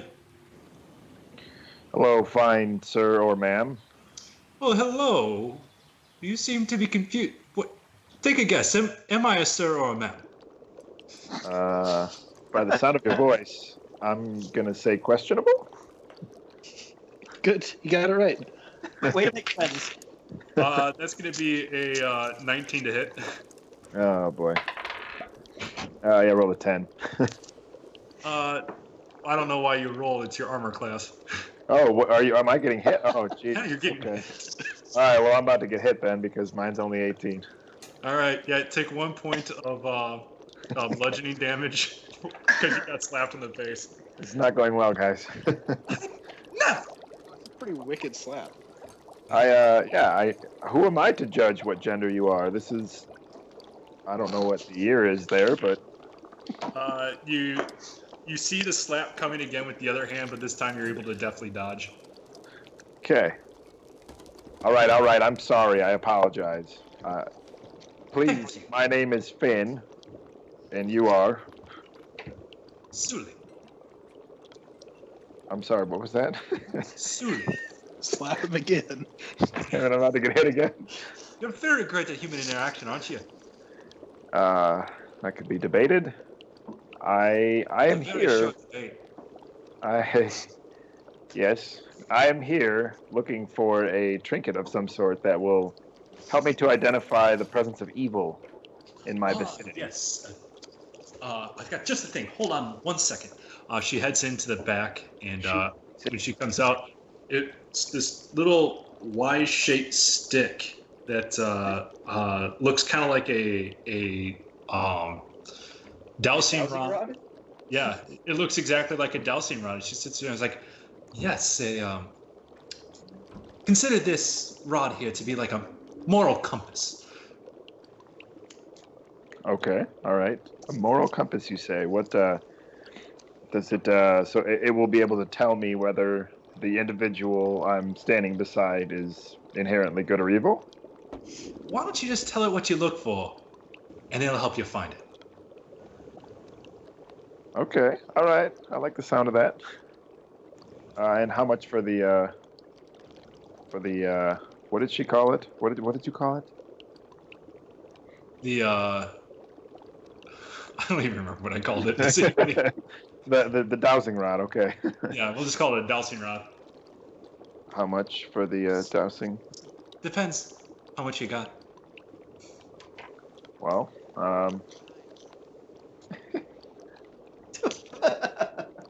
I 200. That's what I got on me right now. That's what I can give you. 200 Wow. to instantly know the soul of a man for 200. I didn't hear a yes or a no there. Oh, then allow me to be more blunt. No. How much are you looking? Are all of us there, or is it just Finn? No, if you guys want to walk into the store, you can. Yeah, I would like to. I'd like to. I want to try to persuade her to just like, okay, for 200 gold, could we rent it? Could we borrow it and bring it back? And at what point do I have any guarantee that you'll return it? Can we put up some collateral? What do you have to offer? Ooh. Ooh. Whoa. I pull out of my bag. I pull one of my resurrection stones. Her eyes begin to widen. It's a terribly cut diamond for the resurrection stones, but god damn, is it still a diamond? I say, you can hold on to this until we bring back the rod. This will be our collateral. This will be, I'm coming back. Go ahead and roll persuasion All right. with advantage. All right. Wow, are you fucking me? 14.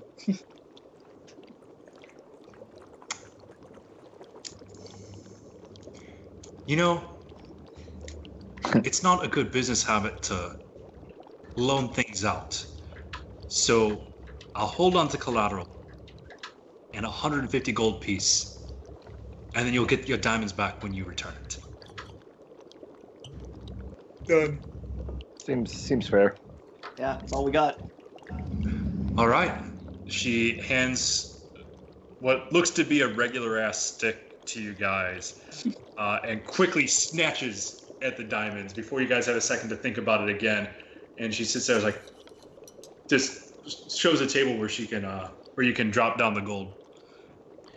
All right, so I'll pay for it since I didn't do so well with that interaction. Oh, you finally understand what we're supposed to be doing here.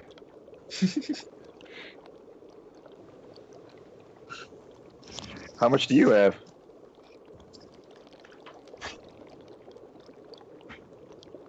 I had 2,600, and I'm a monk who doesn't need this money, so I'll pay for it. If you don't need the money, I'll certainly take more of it. I whispered that She wasn't supposed to hear it. Very loud whisperer. Dang it. So I think we should give this Just put down the whole- 150 and fucking walk. I think we should give this old baby a spin. Let's give it a shot. All right. So I tell the stick that I want to detect evil around me, and I just hold it up in the air triumphantly and see what it does, if anything. It points itself in any direction other than up. It kind of starts dragging you towards the ground. So we have evil All right, plus down. All right, it seems we have to get closer for this thing to start working. Can I try and use my criminal contact to see if anyone has been new in the area? Oh, you certainly can. The store itself being sort of a shopping bazaar part of town, you find your criminal contact. And do you have a name for the criminal contact? Mickey. Mickey's a good criminal contact. All right, Mickey, this sort of emaciated, pale ashen white human, just absolute gaunt cheeks. It looks like it's been a while since he's been on the upside of a life of crime. Sees you and just goes, "Berlynn, my friend, what can I do for you?" Hey, Mickey. We're looking for some normie who may have shown up recently. Some what? Some normal person. Shouldn't In our stand walk of out. life, very few blend people in. are normal, my friend. You know that. We share a laugh. But seriously, what can I do for you? We're looking for anybody who might have joined the bank recently. Someone without many friends in the area. You're talking about a good thief. There may have been a guy. Someone not related to the guild, maybe. There may have been a guy that I can tell you about. Came in a few weeks ago and befriended a bunch of the owners of the bank. And man, It off, now it's 100%. from what I understand is he promised them a whole bunch of gold, but the bank hasn't seen any of it yet. I know we're all casing the joint. We're looking to take one big take as soon as that money gets moved in. But we haven't seen anything yet. So now there's him. There's another guy. Started running the docks a couple of weeks ago. Really changed up how everything was moving around. But don't really have any leads on him yet. Those are the kind of newcomers that I've seen around here. At this point, he points his hand out, wiggles his fingers on a little bit. You can't tell if he's wanting 5 or wants to be able to have money to buy food tonight. All right, I can. I'll pay for that information. All right. This is something that I'm saying that's probably worth 15 gold worth of information. He puts it. You slip very slyly the gold. He puts his other hands on top of yours, like I always knew I had a good friend in you. As he clasps his hands together so that the gold doesn't ever actually get seen, and puts it right into his gold pouch. Oh, good old Mickey. It's good to see you. You too, Berlynn. Stay alive out there. There's a take that we're gonna have pretty soon. All right. So where do you guys want to go? Do you want to head off to the docks or to the bank?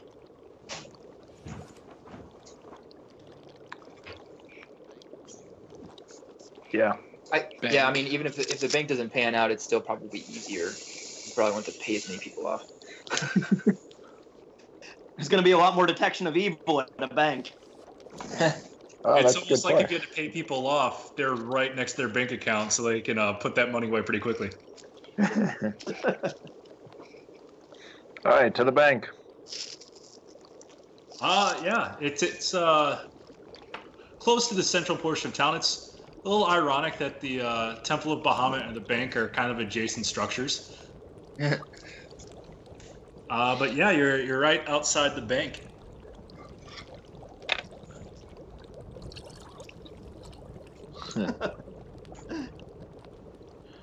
All right, so Go Is ahead. that stick worth its money? Let's give it a try here. I again, impart my will upon it and try to detect evil around me. It is a wild, erratic motion. Part of it is you feel like you're not quite sure how the magic works, but everything is pointed right towards that bank. But at one point, it's pointing straight to the basement of the bank, and next it's the second level, and then it's the first level to the left, to the right, and there's a big old squiggly pattern. But the commonality of it is it's all pointed towards the bank. Yeah, that's about That's right. why I bury my gold. Good old Leovan, brown squirrel, Duskwalker. Brown squirrel. Alrighty, well, I guess we've really only got one choice at this point. And then I start walking towards the bank. All right. Yeah. I want to start flashing some money around and see if we can draw that guy out. Ooh. That greedy Rakshasa. Hey, Tony, do you still have any of those crazy patches on your cloak thing? Ooh. Do you have a money one still? No, I got all the money. Oh, you took all the money from it? But that also means I have 4,600 gold. Right. What as far as like valuable items you have on there? Robe, I got 3 heal potions left. I got a wooden ladder. I can generate 2 monsters. We can just go rob the vault. I got a battering ram for that. I don't want the Rakshasa and all the guards. I got 2 lanterns. I got 2 mirrors, and I got 100 foot of rope and 2 sacks. So we really could rob this place, honestly. I got everything we need to do it. Good thing we're not here robbing the bank.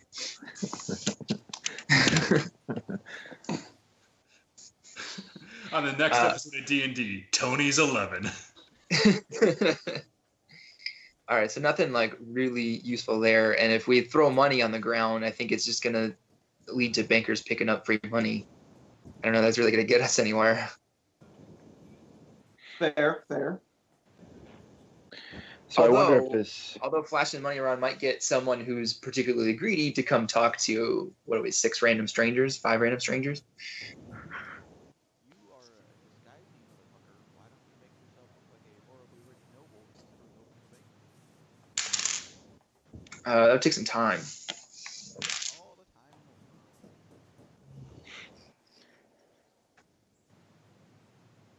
world. I mean, he's not wrong.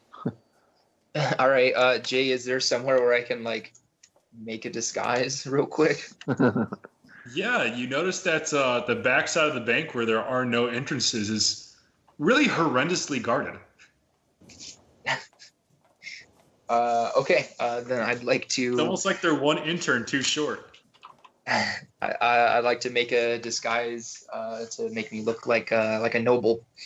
All right, go ahead and roll D20 plus your intelligence modifier with advantage.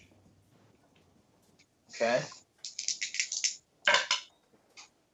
Natural 20 plus 3. You're a little proud of yourself that this is the fastest you've ever made a disguise that you consider to be pretty convincing quality. The only thing that seems to be less than convincing is you decide to give yourself a big bushy mustache. Okay. But yeah, based off of the fabrics you had available in your disguise kit, it definitely looks like you're some well-to-do.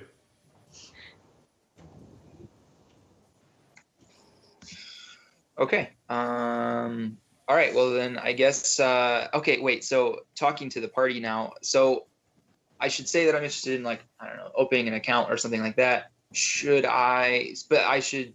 We're trying to get information on this. What is it? Rakashesh or whatever it's called. Rakasa. Rakasa.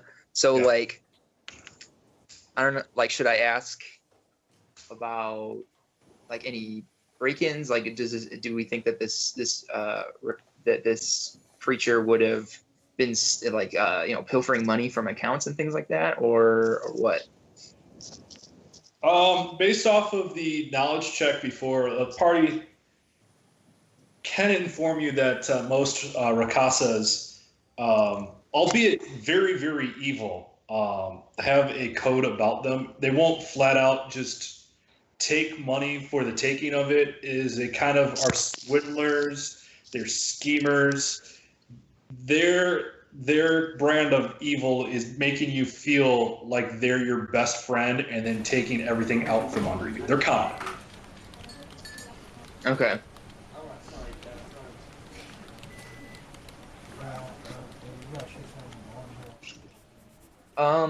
Okay then. Well, I guess I walk out from the back of the bank into like the bank lobby proper or whatever, and shout, "I demand service."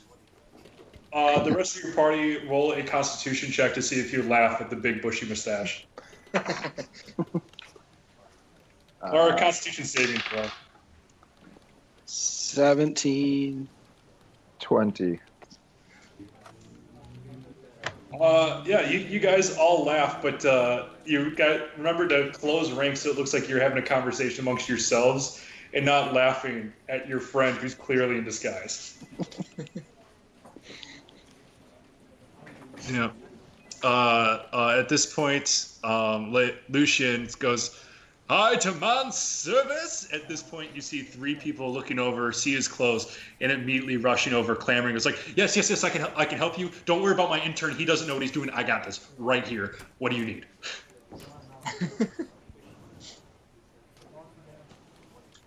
I'm interested in opening an account. However, we got all sorts of accounts. We got savings accounts, checking accounts, debit accounts, credit accounts. We don't even have debit yet, but we've got it in this bank. It's coming. It's coming quick. What can we do for you? Make me a sale. You want the best protection, we can show you the vaults. If you want the most money, we've got the best investors. We don't need to sell ourselves to you. The question here is, what can you add to us? Come on, man. Help me help you. Help me help you. Help me help you.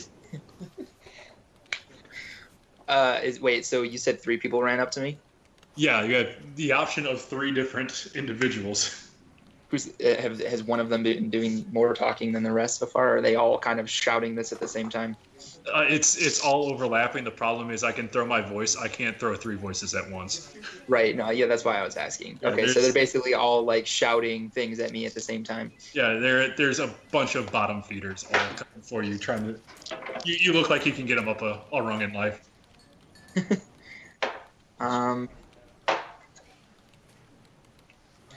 Okay.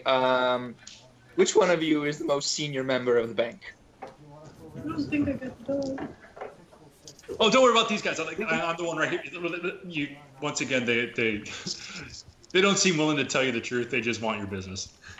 Damn. Okay. So we don't want senior. We want the one who was here a couple weeks ago, right? Right. Yeah. That's why I was going to dismiss that one. Oh, good. Phil, basically everybody but Lucien, since he's involved in the conversation, roll a perception check. Sure. Natural 20. All right. Dan, I rolled you a 14. What's your perception modifier?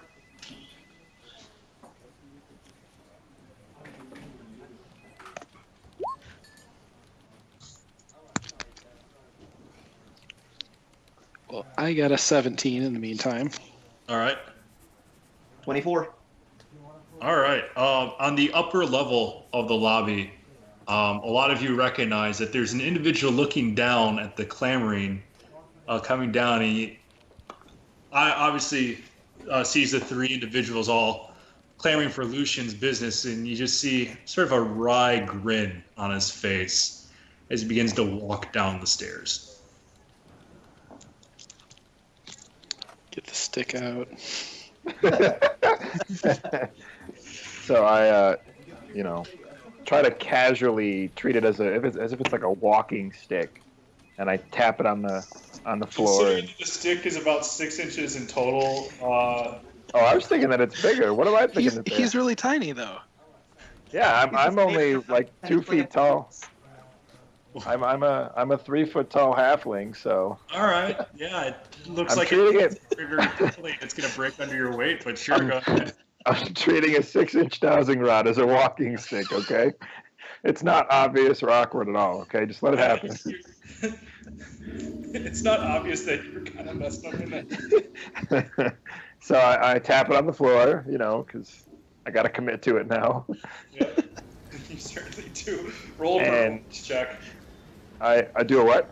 Performance check. Come on, baby. Oh yeah, I rolled a 2.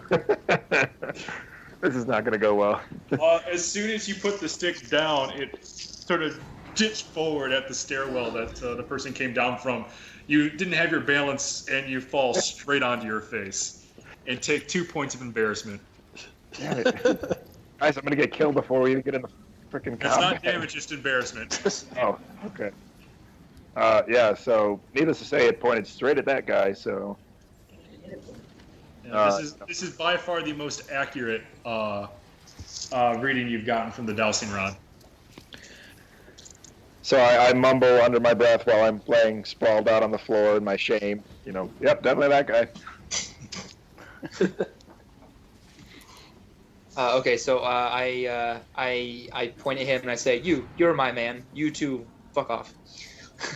The 2 guys that you told to fuck off slumped their shoulders. We're never going to make it in this world, and just kind of slough off. The other guy, you can't tell if he's swarmy or joyous, or if he's about to piss his pants a little bit from happiness, but he's definitely happy at the prospects of taking him home and putting it somewhere.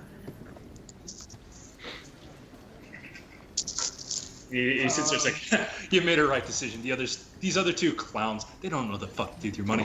I'm talking about interest on interest on interest, man. You are going to be the richest motherfucker in this town.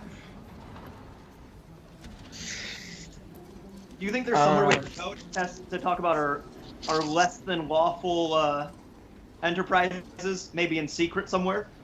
Somewhere Sorry, can you repeat that, for Phil? alone? Oh, I was just saying, is there somewhere we can go in private to discuss our less than legal enterprises with? Oh, certainly outside the bank. The Bloody Hunt Guild Hall. There's the Rusty, or the Briny Anchor, the Rusty Nail. Yeah, there's a number of places. Well, maybe there's somewhere he would feel comfortable going with us alone. If you catch my drift. You're gonna fuck him? We're gonna fuck him. Blink Cosby is hard at work here. I feel bad for laughing. The vault itself is a vault for a reason. There's probably a good number of secrets that are locked in that vault as well.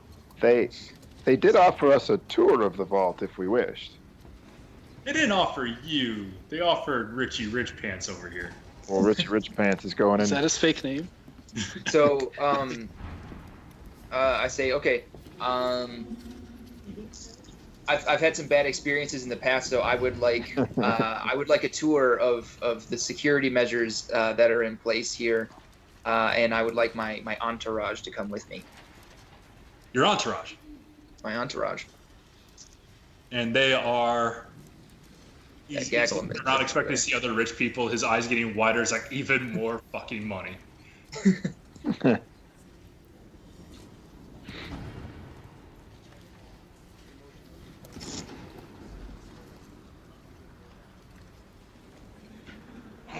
Oh, that's your entourage. I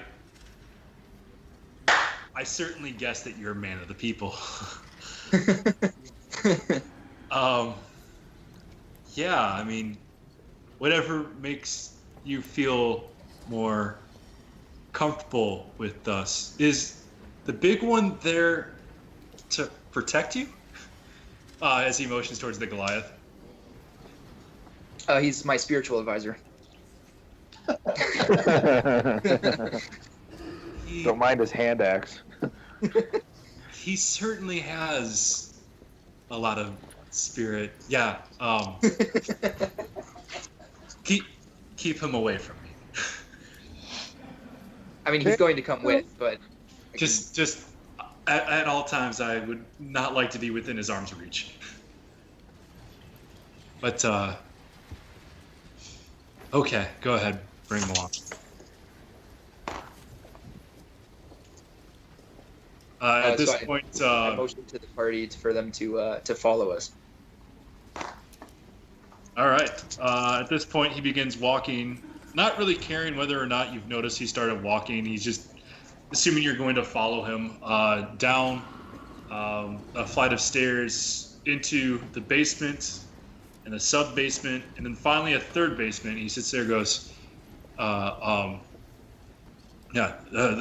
best part about here is that, you know, it's completely underground. It's about 50 feet underground, and everything's encased with the strongest steel and stone that we have available.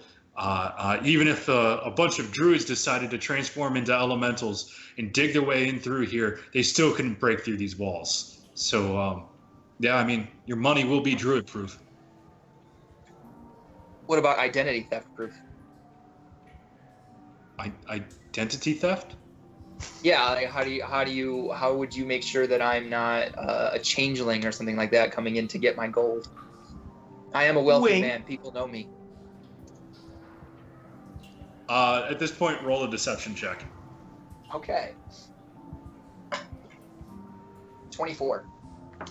He doesn't know who you are, but you've provided yourself enough clout where he's just going to pretend that he totally knows. Like, yes. For someone as highly situated society as yourself, there's always going to be people claiming to be in your entourage. Maybe some random Goliath comes in and you know, tries to threaten me. We do have some. I'm sorry. Can you please take just a smaller step back? I think you can flick my nose with your finger. That's still too much for me. We have ways to deal with that. The Lord Alliance has certain protections placed on the bank, and of course, you've always been insured by the wealthiest members. So the members, if their money gets stolen, don't worry. It won't be your problem for long. At this point in time, aren't we pretty sure that this is the guy? Why don't we just grab him? This is the guy. He's alone. Yeah, we're alone with him. I punch that pain off his body right now. Let's get through this.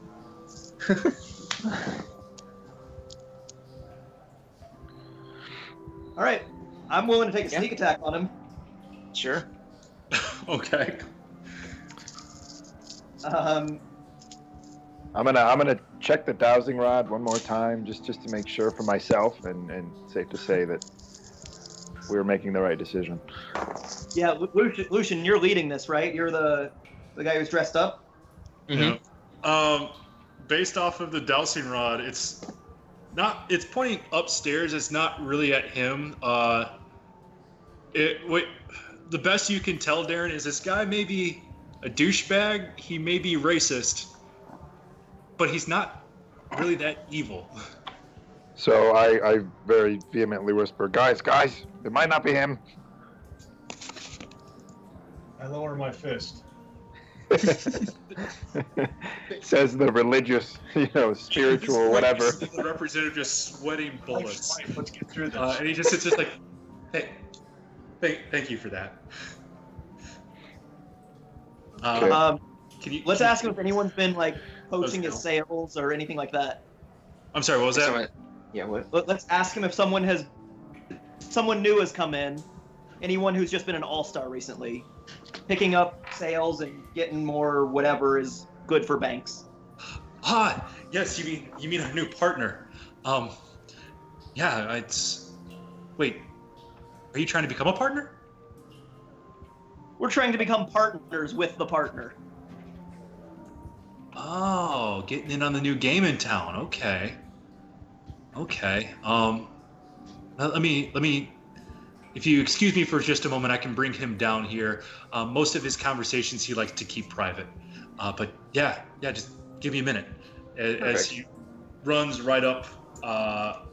At this point, you guys sort of case the scene a little bit. Everything here is just sort of very, very thick metal, concrete, stone, marble. There's a couple of columns going along from the stairwell to the entrance of the vault. The room itself is about 60 by 60. It's a very, very large sub-basement. And you realize that, as long as we don't make too much noise, if we find the Rakshasa in here, this isn't the worst place in the world to take it on. Okay.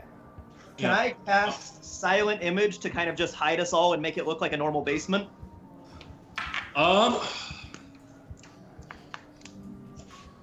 Give me 1 second to make sure I know exactly how that works, and I will let you know what you do.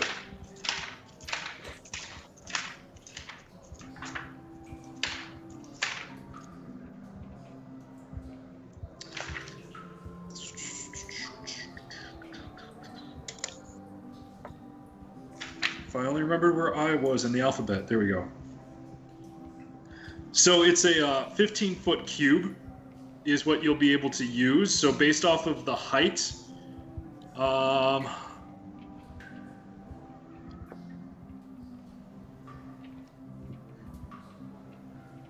it's purely visual. It looks like it's sort of a still image.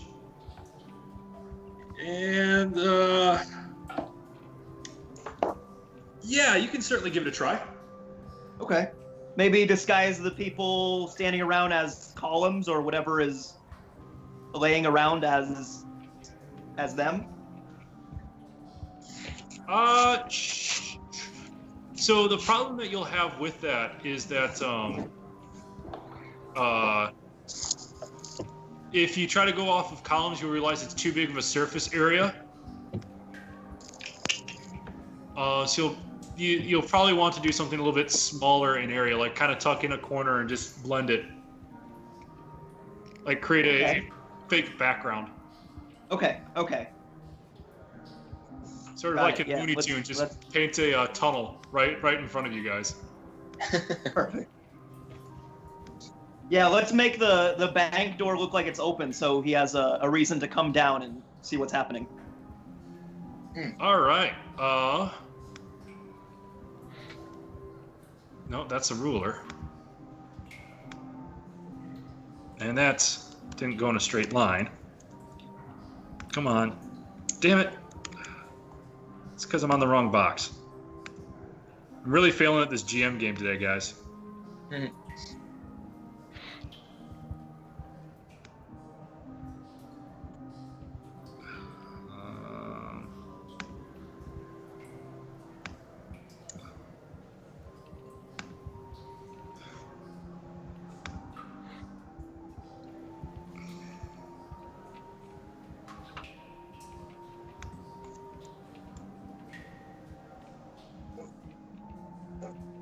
All right. So, yeah. So you guys hide yourselves off into the corner so that the only person that is exposed, should he choose to be, is Lucien, who is in disguise. What's up? Who had a question? Oh, I think he was talking to Mike. Were you talking to Jay? Okay. All right, so everybody's kind of tucked away in the corner, with the exception of Lucien, and Lucien can always tuck himself there if he wants to be. There's some hand waving around by the elvish caster as you just see a form that honestly, looks sort of be like a platform, and the platform is a perfect image of the wall behind you.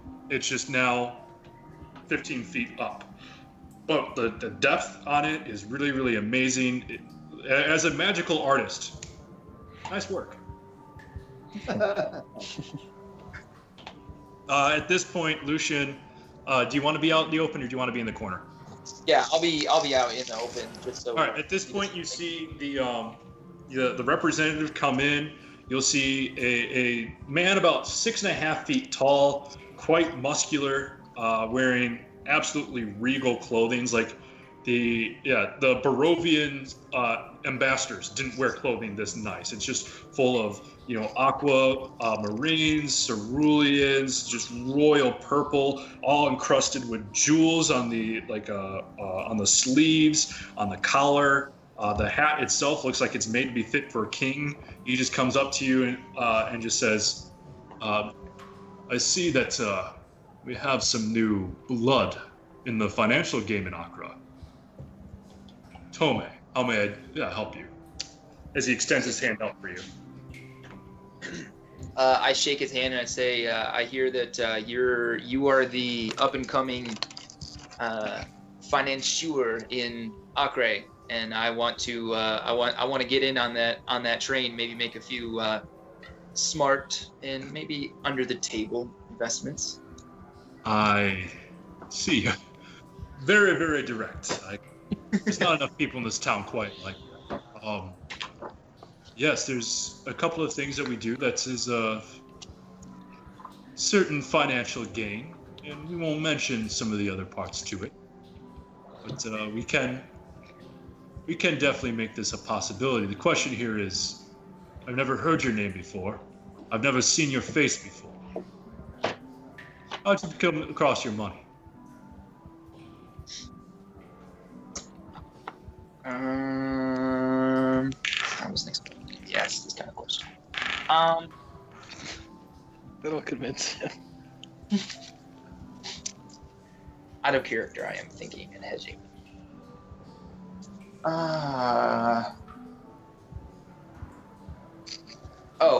Okay. So I tell him I'm not originally from Accra. I bring my money from far, and I'm looking to get a leg up in a new city.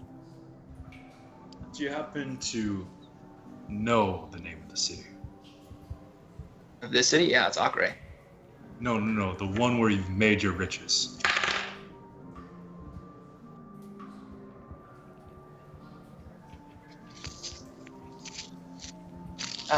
Yeah, the city of Castlevania. Castlevania. That's what I said. And tell me, what was so special about Castlevania? I hear the ballads there are just to die for. Trick question. There's no music in Castlevania. There's no music in Castlevania.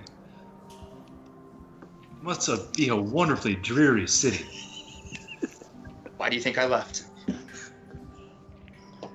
It's a very good point. And where was Castlevania in relation to Accra? Uh-oh.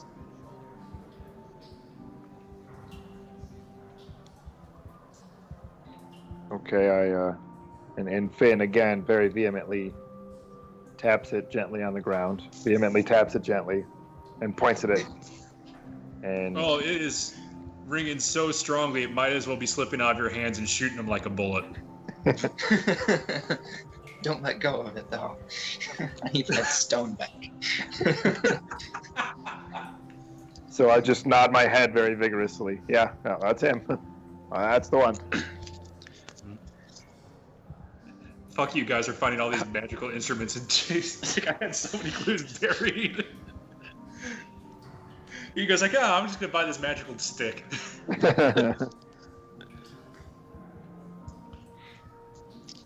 How hard would this guy be to kill? Are we supposed to kill him or just capture him and take him back to the... Oh, also a good question.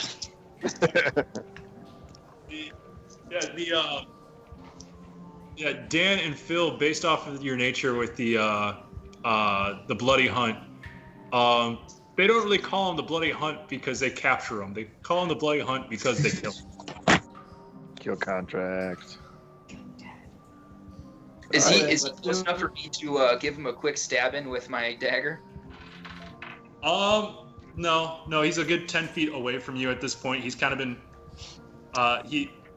while you've been talking about Castlevania, he's kind of been backing away a little bit.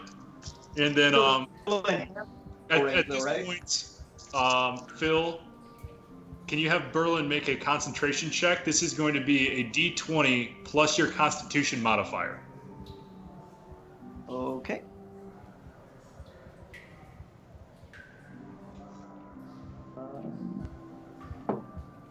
That is 19.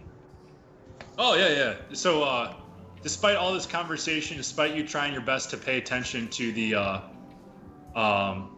what you believe the Rakshasa is currently at, your silent image does not unwaver at all. And that means that the Rakshasa is going to take an investigation check around the room with disadvantage. Okay. And that's 13 plus his perception.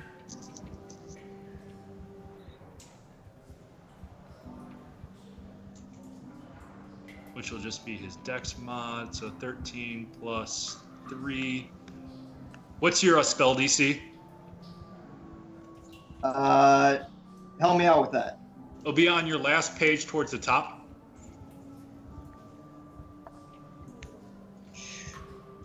Right in the middle on the top row of the last page. Spell 13. casting. 13?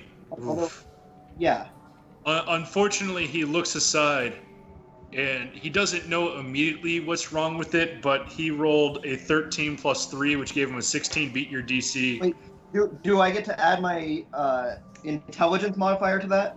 No, it's already set. So it's based off of it's 8 plus your proficiency bonus plus your intelligence modifier. So it's already in there.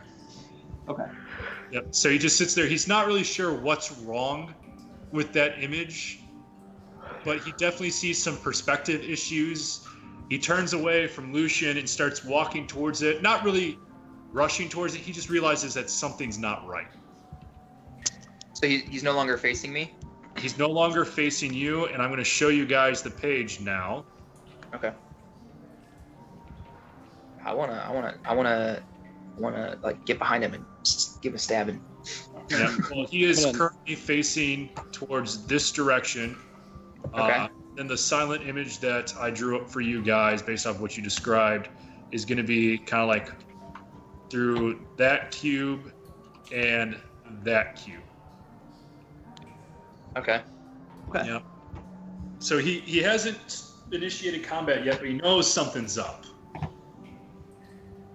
And he not looking at Lucien, starts shouting a little bit. You see his form start to enlarge.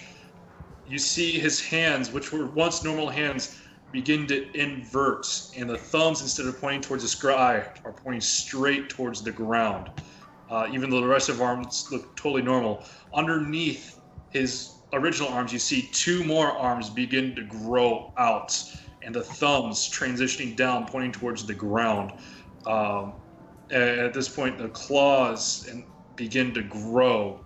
A mane begins to come out of the already sort of dark, long hair that he had. His nose begins to extend, and he sits there and goes, "I suppose it was only a matter of time until I was found. Tell me, who are you really?" Is he talking to me? Yes.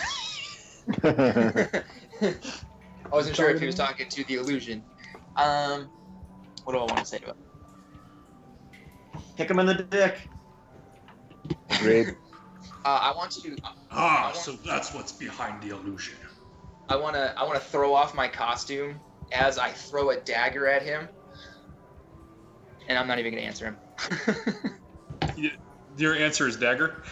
My answer is dagger. Yeah. All right, so we'll have that start off a surprise round. Everybody, roll initiative.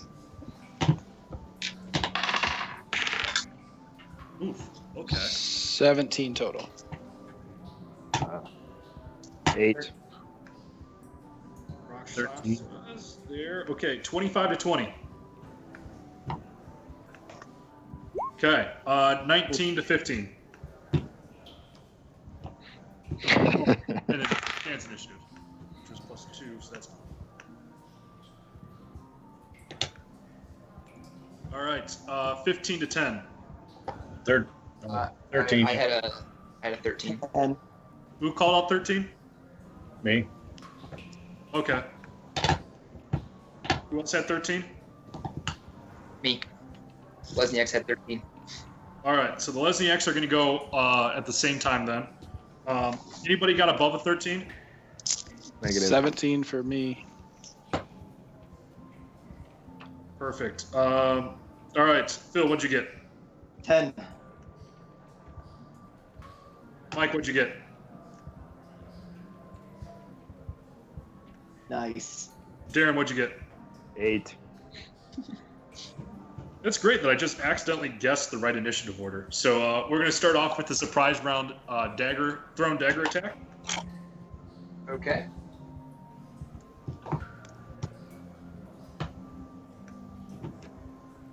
So do I have advantage on this since he hasn't taken a turn in combat yet? Oh, you certainly do. Get him. What is this plus? It's a ranged attack bonus. Right, 15? 15 just barely misses. You throw this guy's off in a way it was super impressive. How you were able to get all the Velcro right, the buttons just right, so you can just rip everything off, and now you're battle ready. And you decided to grab the dagger at the same time as you grabbed everything, and it just obscured your vision enough so it passes through the 2 left shoulders of the Rakshasa and sticks into the wall. That's a goal. Can I use my action to make a sarcastic clap? Oh, you certainly can. As a free action. As a free action, I cry. At this point, the Rakshasa, who rolled a 21 on initiative, will go next. And at this point, he is going to, if I'm on the right flipping layer again.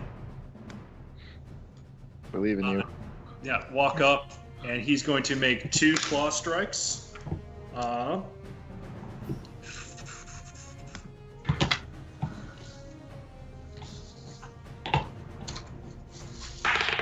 That first one is a 9 and will miss. The second one is a 25 and will hit. Jeez. And it'll do... Oh no. That will do 11 slashing damage and make a wisdom saving throw. Can I use my uncanny dodge? They'll be reduced to 7 damage and make a wisdom saving throw. 14. 14 just meets it. So you sit there, and as the claw comes right across your chest, you start wincing in pain. Your chest begins to tighten, and you felt like there's some sort of energy that was trying to permeate its way through the wound. But you just sit there, and just through personality of stubbornness, you're able to repel that force. Nice. How much damage was it again? That would have been 7 slashing damage. Okay. Next up is Leovan from behind the wall of illusion. I can attack from behind this, right? Oh, for sure. It's basically, as far as a real life comparison to this material, it's like somebody had a really, really convincing portrait, but it's exactly that, a portrait. Okay.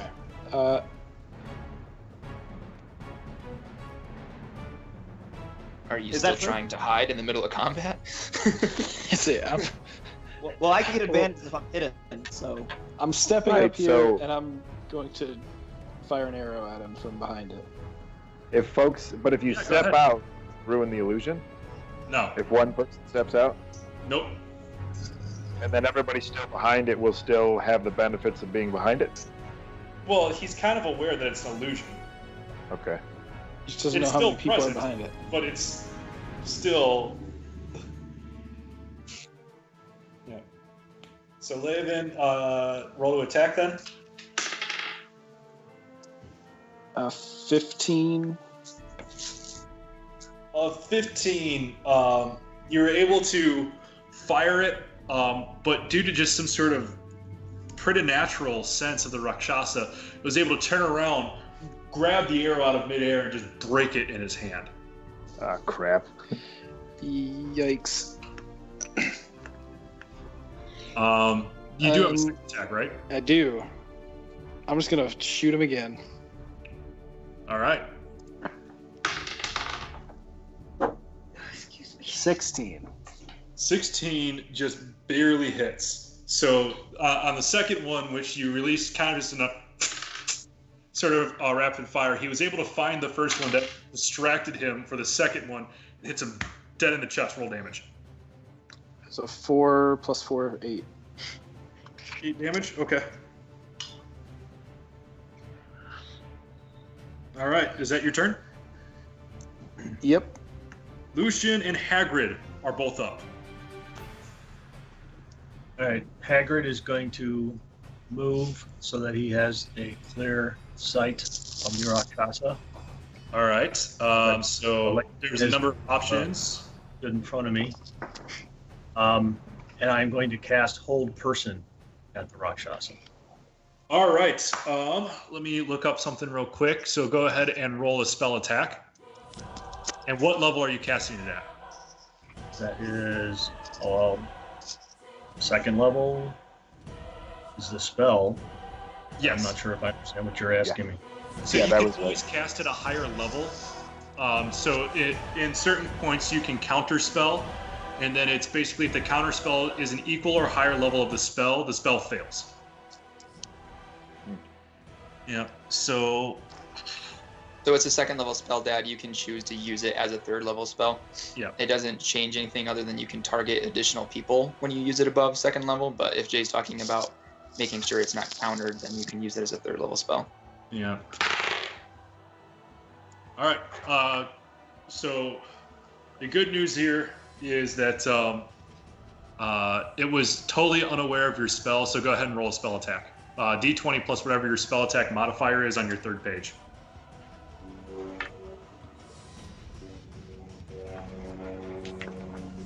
21.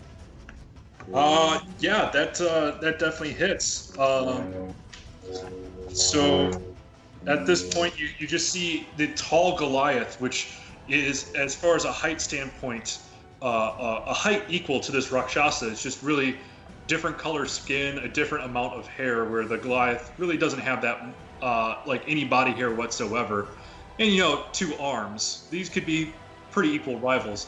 He just puts his hand out. He starts clenching, and a divine energy comes to the Rakshasa, totally unaware. Otherwise, it would have known that this was coming and prepared and defended it.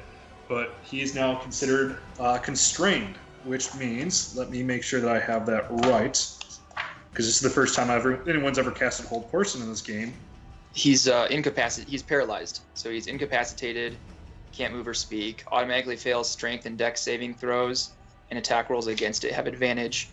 And any attack that hits it is a critical hit if the attacker is within 5 feet. I believe it last nice.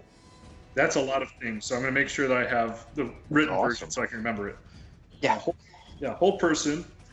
Throw a Wisdom saving turn, and it lasts up to 12 rounds. Okay. So it's paralyzed. Attacks against it will have advantage. And then it cannot move, and essentially it's treated as if it's grappled. Yeah. All right, guys, dinner served. Go get them. All right, Yeah. sweet. So since me and Hagrid go together, once he's become held, I attack him. Essentially, what we can do is that you guys move together, and you held his action, your action, waiting for what Hagrid was going to do. So, so you can just straight up attack now. Okay, I'm going to attack with my my rapier as a sneak attack since I have advantage on the roll. Yep. Does a 18 hit? Oh, it totally hits. Roll damage. Okay. So, damage for the rapier is 6, and then the sneak attack damage is another 10, so 16. And then as my bonus action, I'd like to make my offhand attack with the dagger. Go for it. So you said the first one was 16 damage? 16 damage, correct. Okay. And then I do not get to add my dexterity modifier to this attack, correct? You do not. It's just your proficiency. Okay. So does a 19 hit? It does. Okay. And then that one's not a sneak attack, right? It's just a regular attack. Actually, hold up. Any attack that hits the creature is a critical hit if the attacker is within 5 feet of the creature, which you are. So what was the damage dice you dealt? That was an 8. Of the first attack? It was a D8, so we would add 8 to it, right? Yeah. So that's an extra 8 damage. Perfect. Oh, dude, we're gonna mop this thing up. Yeah. Yeah, it's almost like he knew to, debuff the enemy. And then this one is also a critical hit, so it will be 4 plus 4 plus 6 plus another 5. So 15? Yeah.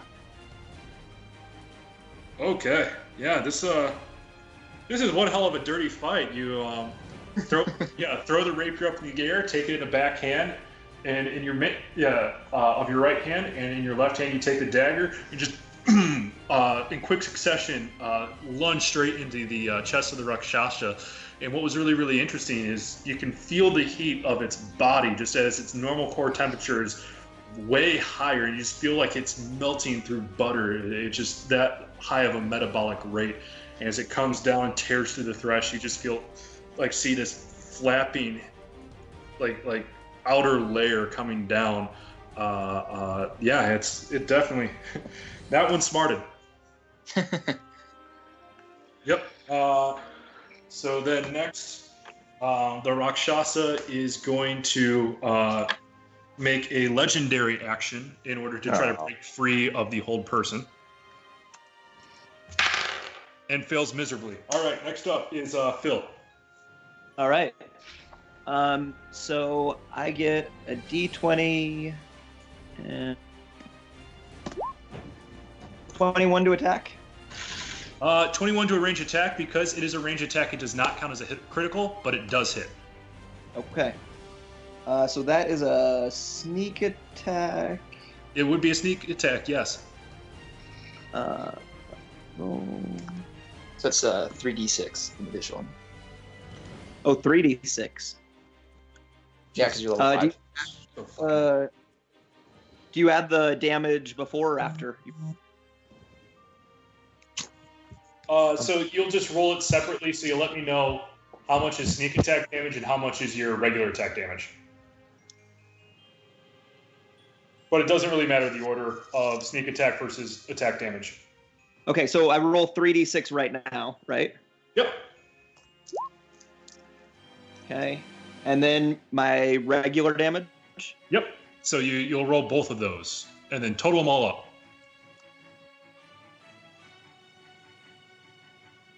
So that'll be 8 for the sneak attack. And 10 for my standard. Nice. Yeah, it's just sitting there, even though the illusion itself is sort of losing usefulness by the second. There's just a small hole that gets magically opened up. Once again, pointing your left hand exactly where the hand crossbow needs to go. Pulling the trigger with your right index finger, and it goes and finds itself right in the nostril of the Rakshasa. And you just see a little bit of feathers coming down, and geez, your aim is just on point and really fucking up with everybody that angers you right now. As it does. Yep. Anything else you want to do? I think I'm set. All right. Mike, you're up.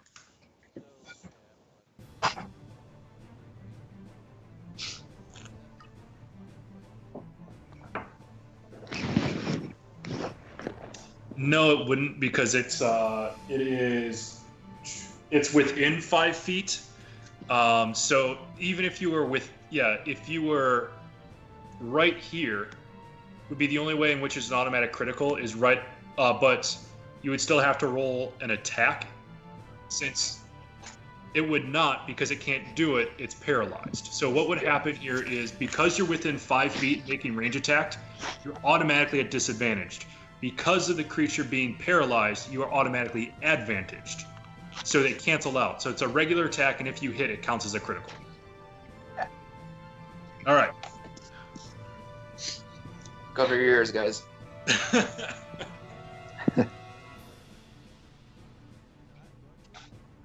All right, go ahead and roll an attack. A 15, unfortunately, just barely misses. Despite a shotgun normally being great at close range, you sit there, you point forward, and you pull the trigger, and you just hear,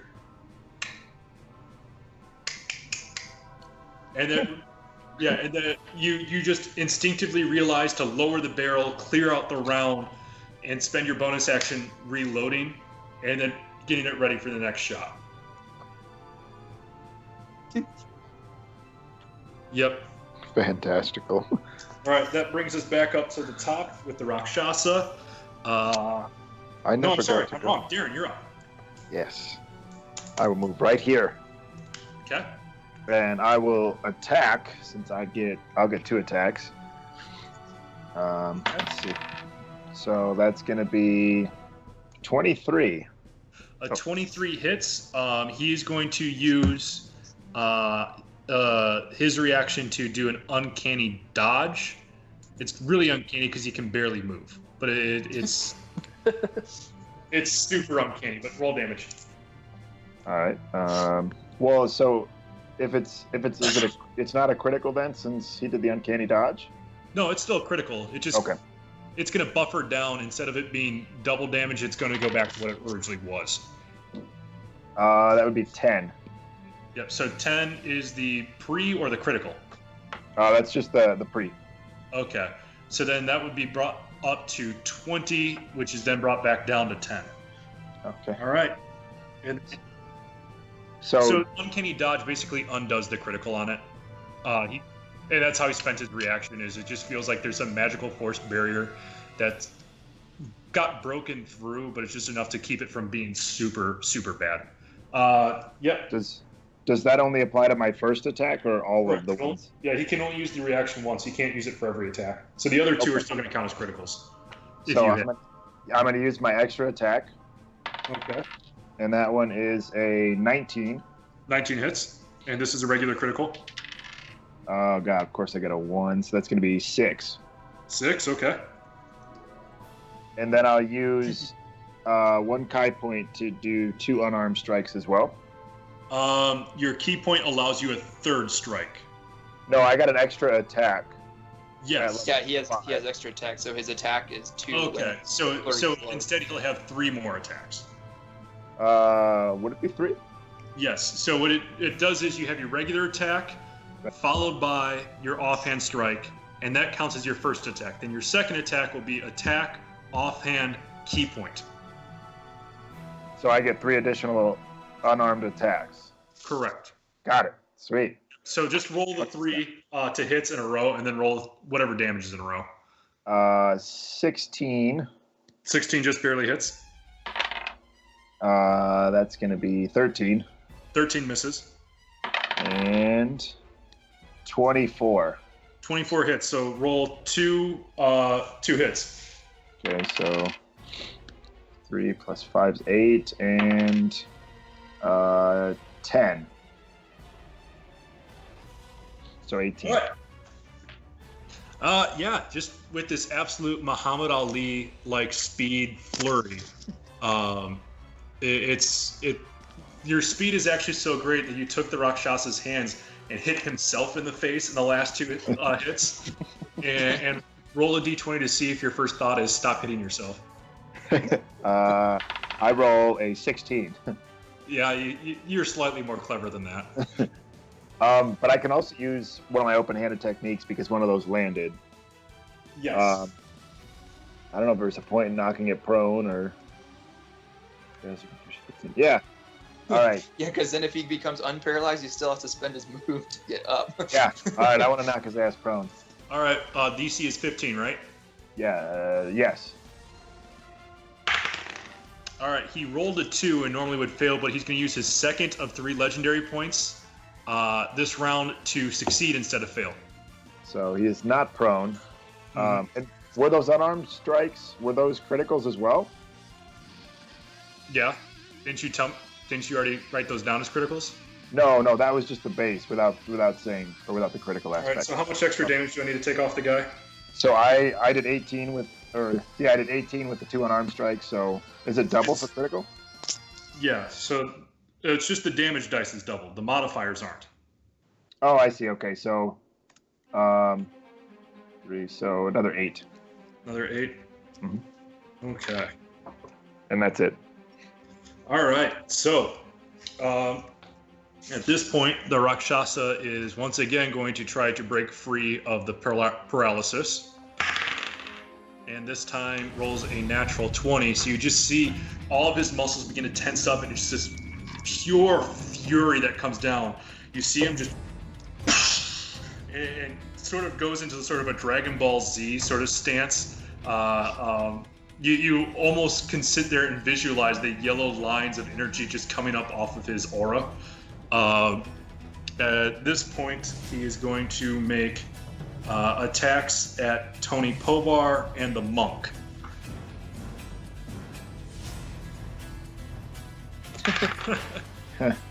They're shouting. Be a 19 to Toni. And that is going to be a compiled 20 to Finn. Yep. No, he made it safe. He made it safe, yeah. Yep. So that's going to be damage to the gnome. It's going to start off with 2 is 10. I need you to make a Constitution saving throw after taking 10 points of slashing damage. 18? Okay, yeah, you were able to repel the dark energy, but you still take the damage. And then 4 plus. And then Darren takes 7 points of slashing damage and make a wisdom saving throw. Wisdom. Oh boy, I'm not wise at all. That's going to be a 15. 15, unfortunately, does not happen. So as this one happens, it was kind of just the slightest touch in order to get there, and you just feel this dark energy kind of seep into your body as your muscles all begin to tense up. It's not like a tense up as in you're ready for action. You're feeling afraid. Until you're able to shake off this curse, you are also under an effect called fear, which means that attacks against the Rakshasa come at disadvantage. You are not able to move closer to the Rakshasa. You can only move farther away. Okay. Okay. At this point, he's going to burn the first of 3 legendary actions this round for an action surge, and then he's going to make a slash at Lucien. Fuck. 2. The first one is a natural 19. Hits. The second one is a natural 2, which turns out to be a 10. Misses. All right, make a wisdom saving throw as well, and take, there's 1, 6, 8 damage. 8 slashing damage. Okay, it was 18 on the wisdom saving throw, and I'd like to use my uncanny dodge to take 4 of the slashing damage. All right, cool. And then since he attacked all 3 of you, he is able to move without provoking an attack of opportunity. And we'll move like so, just to get away. Shit, so I can't move closer to him. Yep. Leovan, you're up.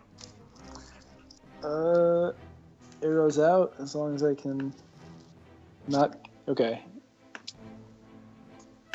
So yeah, arrow. 17. 17 hits.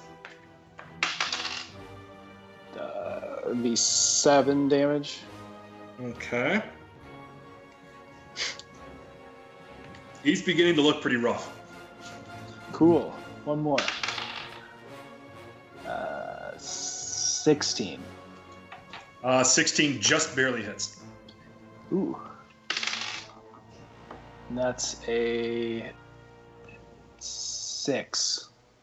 6. Okay, your first arrow was definitely a lot more accurate than your second, because that one found the nostril did not already fill with crossbow bolt. And it definitely looks a little ridiculous because it's asymmetric due to the length of an arrow versus a crossbow bolt. But you know that his sinuses, as soon as he pulls those out, are definitely going to be quite clear. Yep. All right. All done? Yes. Hagrid and Lucien are up. Okay, I'll delay until after Hagrid does his thing. All right. Hey, did I miss something? Why did the whatever the fuck he is, a Rorschach? Why did he move? So he ended up spending the first part of his turn to try to break free your paralysis and succeeded.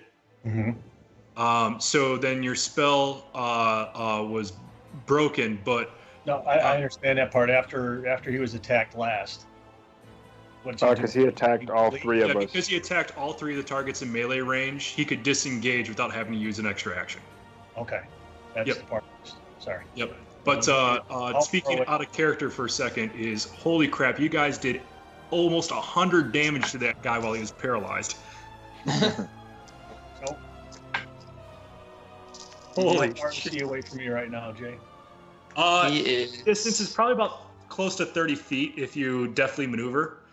Yeah, the closest corner to him is about 25 feet away from you. All right. I have I guess it's 30 feet. Is that what my movement range is? Yeah. So my speed is 30? Okay. So do I have to spend my entire move just getting to him, or can I also attack after that? No, you can. So that's how much movement you have for just your move action.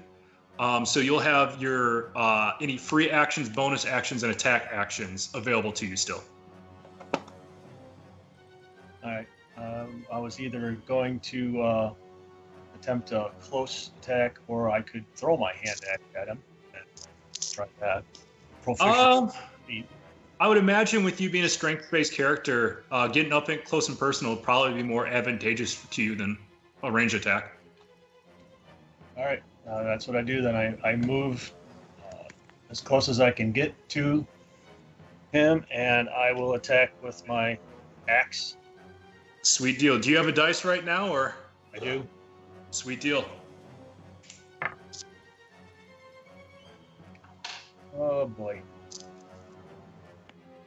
That was a 4, and I'm not sure what sort of whatever else I get to add to that, but I'm sure it missed anyway.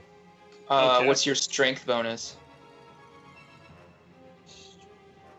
It's +3.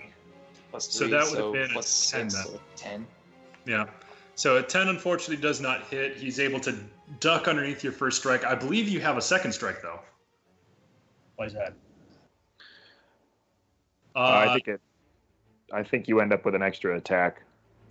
No, clerics don't get extra attack. Well, no, it's because, do you have 2 hand axes or 1? Just 1, I believe. Oh, okay, that's where my problem was. It's because it was considered a light weapon. I have a shield right now also. Yeah, that's... Oh, nice. I made a bad assumption where I thought he had 2 hand axes, because if you have 2 light weapons, you get to make a second attack because they're both light weapons. Understood. Yep, so that's my mistake. All right, you still have your bonus action, which means you can cast any spell 2nd level or lower. If you want to do that. Yeah, since I'm close enough to actually touch him, let's cast Inflict Wounds at him. Ooh. Inflict Wounds at the 2nd level or 1st level? 2nd level. 2nd level. All right, he is going to make a roll to try to resist the magic. If it wasn't for the fact that you are a cleric, he would have immediately just dispelled it. And that's a natural 1, so he won't be able to prevent you from doing that. Go ahead and roll damage. It's 2d10. It's 3 actually, plus 1, 10 each for a higher level. Oh, yeah, so it's 4d10 necrotic damage. Damn. Ooh. Get him. Divine Yes. magic, dudes. He is fucking on this guy. Just fucking right on him. Go away, you don't want to see this. Hold I up, turn and you said widen you're my casting eyes. at a second level, correct? Sorry? You said that you're casting that at a 2nd level, correct? Well, Yes. it's... Yeah. Yeah, So that's 4d10. yes. Holy spit. Oh, this will be fun. All right, go ahead and roll damage. Oh, here's mine.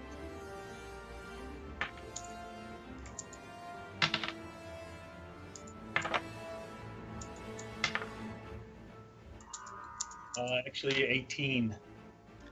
18. All right. I don't know if I get any modifiers because it's a spell, Yes, your spell attack modifier. which I would find where. It's on that Top third of page. Third page. Plus 6. So 24. All right. Dan, congratulations on your first session. You get to answer the question, how do you want to do this? How did you kill this thing? Describe it's dead. Do Is ripping its head off and pissing down its neck a little too cliche? Not today. Wait, no. Wait, I'm a cleric. Oh gosh, I can't think that way. Rip his head off with your holy emblem and then piss down his neck. I will take my cross and I will bury it as far as I can into his forehead. All right. You, despite missing with the hand axe, decide to just drop the hand axe and the shield to your feet. With your right hand, you start clutching the holy relic that you keep around your neck, and you, with just absolute Goliath natural strength, rip it off your head or off your neck, and then you just, with a closed fist in your right hand and an open hand in your left, just put them on each side of the Rakshasa, and you can just feel the infernal energy try to permeate into your hands, but the divine energy of your god actually sends the energy right back. The Rakshasa looks at you in the head and just goes, "I remember all of this." As you see this collection of ash starting from your hands going into the center of his head and down his body, just begins to just fall to the ground. At this point, you recognize that the Rakshasa is no more. Woohoo! Killed the shit out of that thing.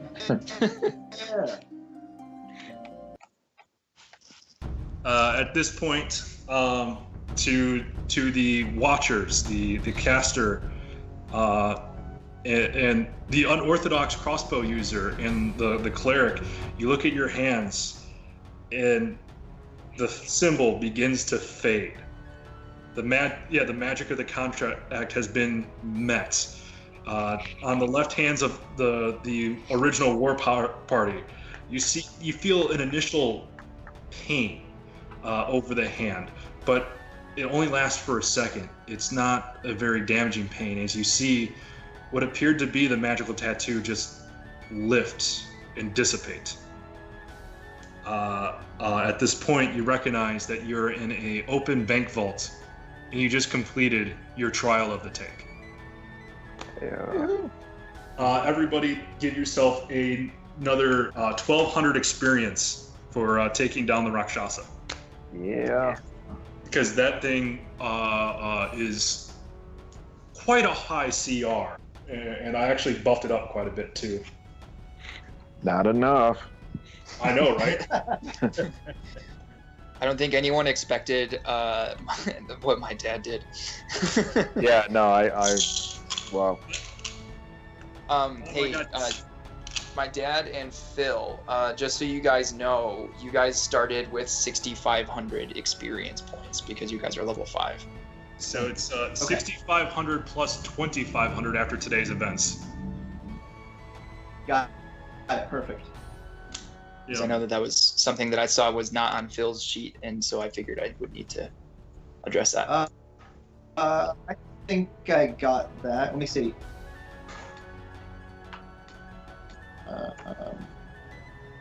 Where is that typically? Oh yeah, you're right. It's blank. Weird.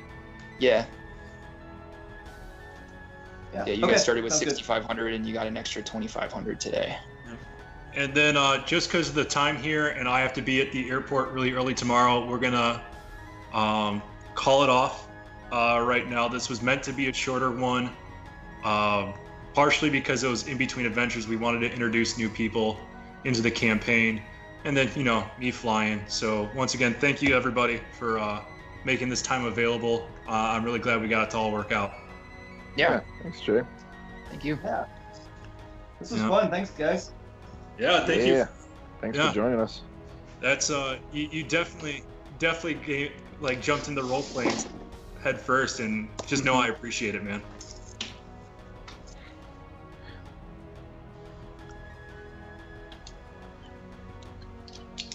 Yeah. I'm also going to get off the Skype party that Scott can have his entire apartment again. But all of you guys either have my email, Dan, you can text me directly, or you have me through Voxer. If there's stuff that you want to see your character try to accomplish, let me know right away, and we'll fit it in as soon as I can get it in. Because I mean, as much as it's a lot easier for me to tell cool shit, cool stories to tell if I know what stories you guys would be interested in. So if you ever have the faintest idea, do me a favor, let me know right away, because it makes my job easier. Sure. Yep. Will do. Yep. And then hopefully I'll get to see you guys next Sunday. Word. Sounds good. All right. Have a See you, good one. Jay. See ya. Safe flight. Have a good trip.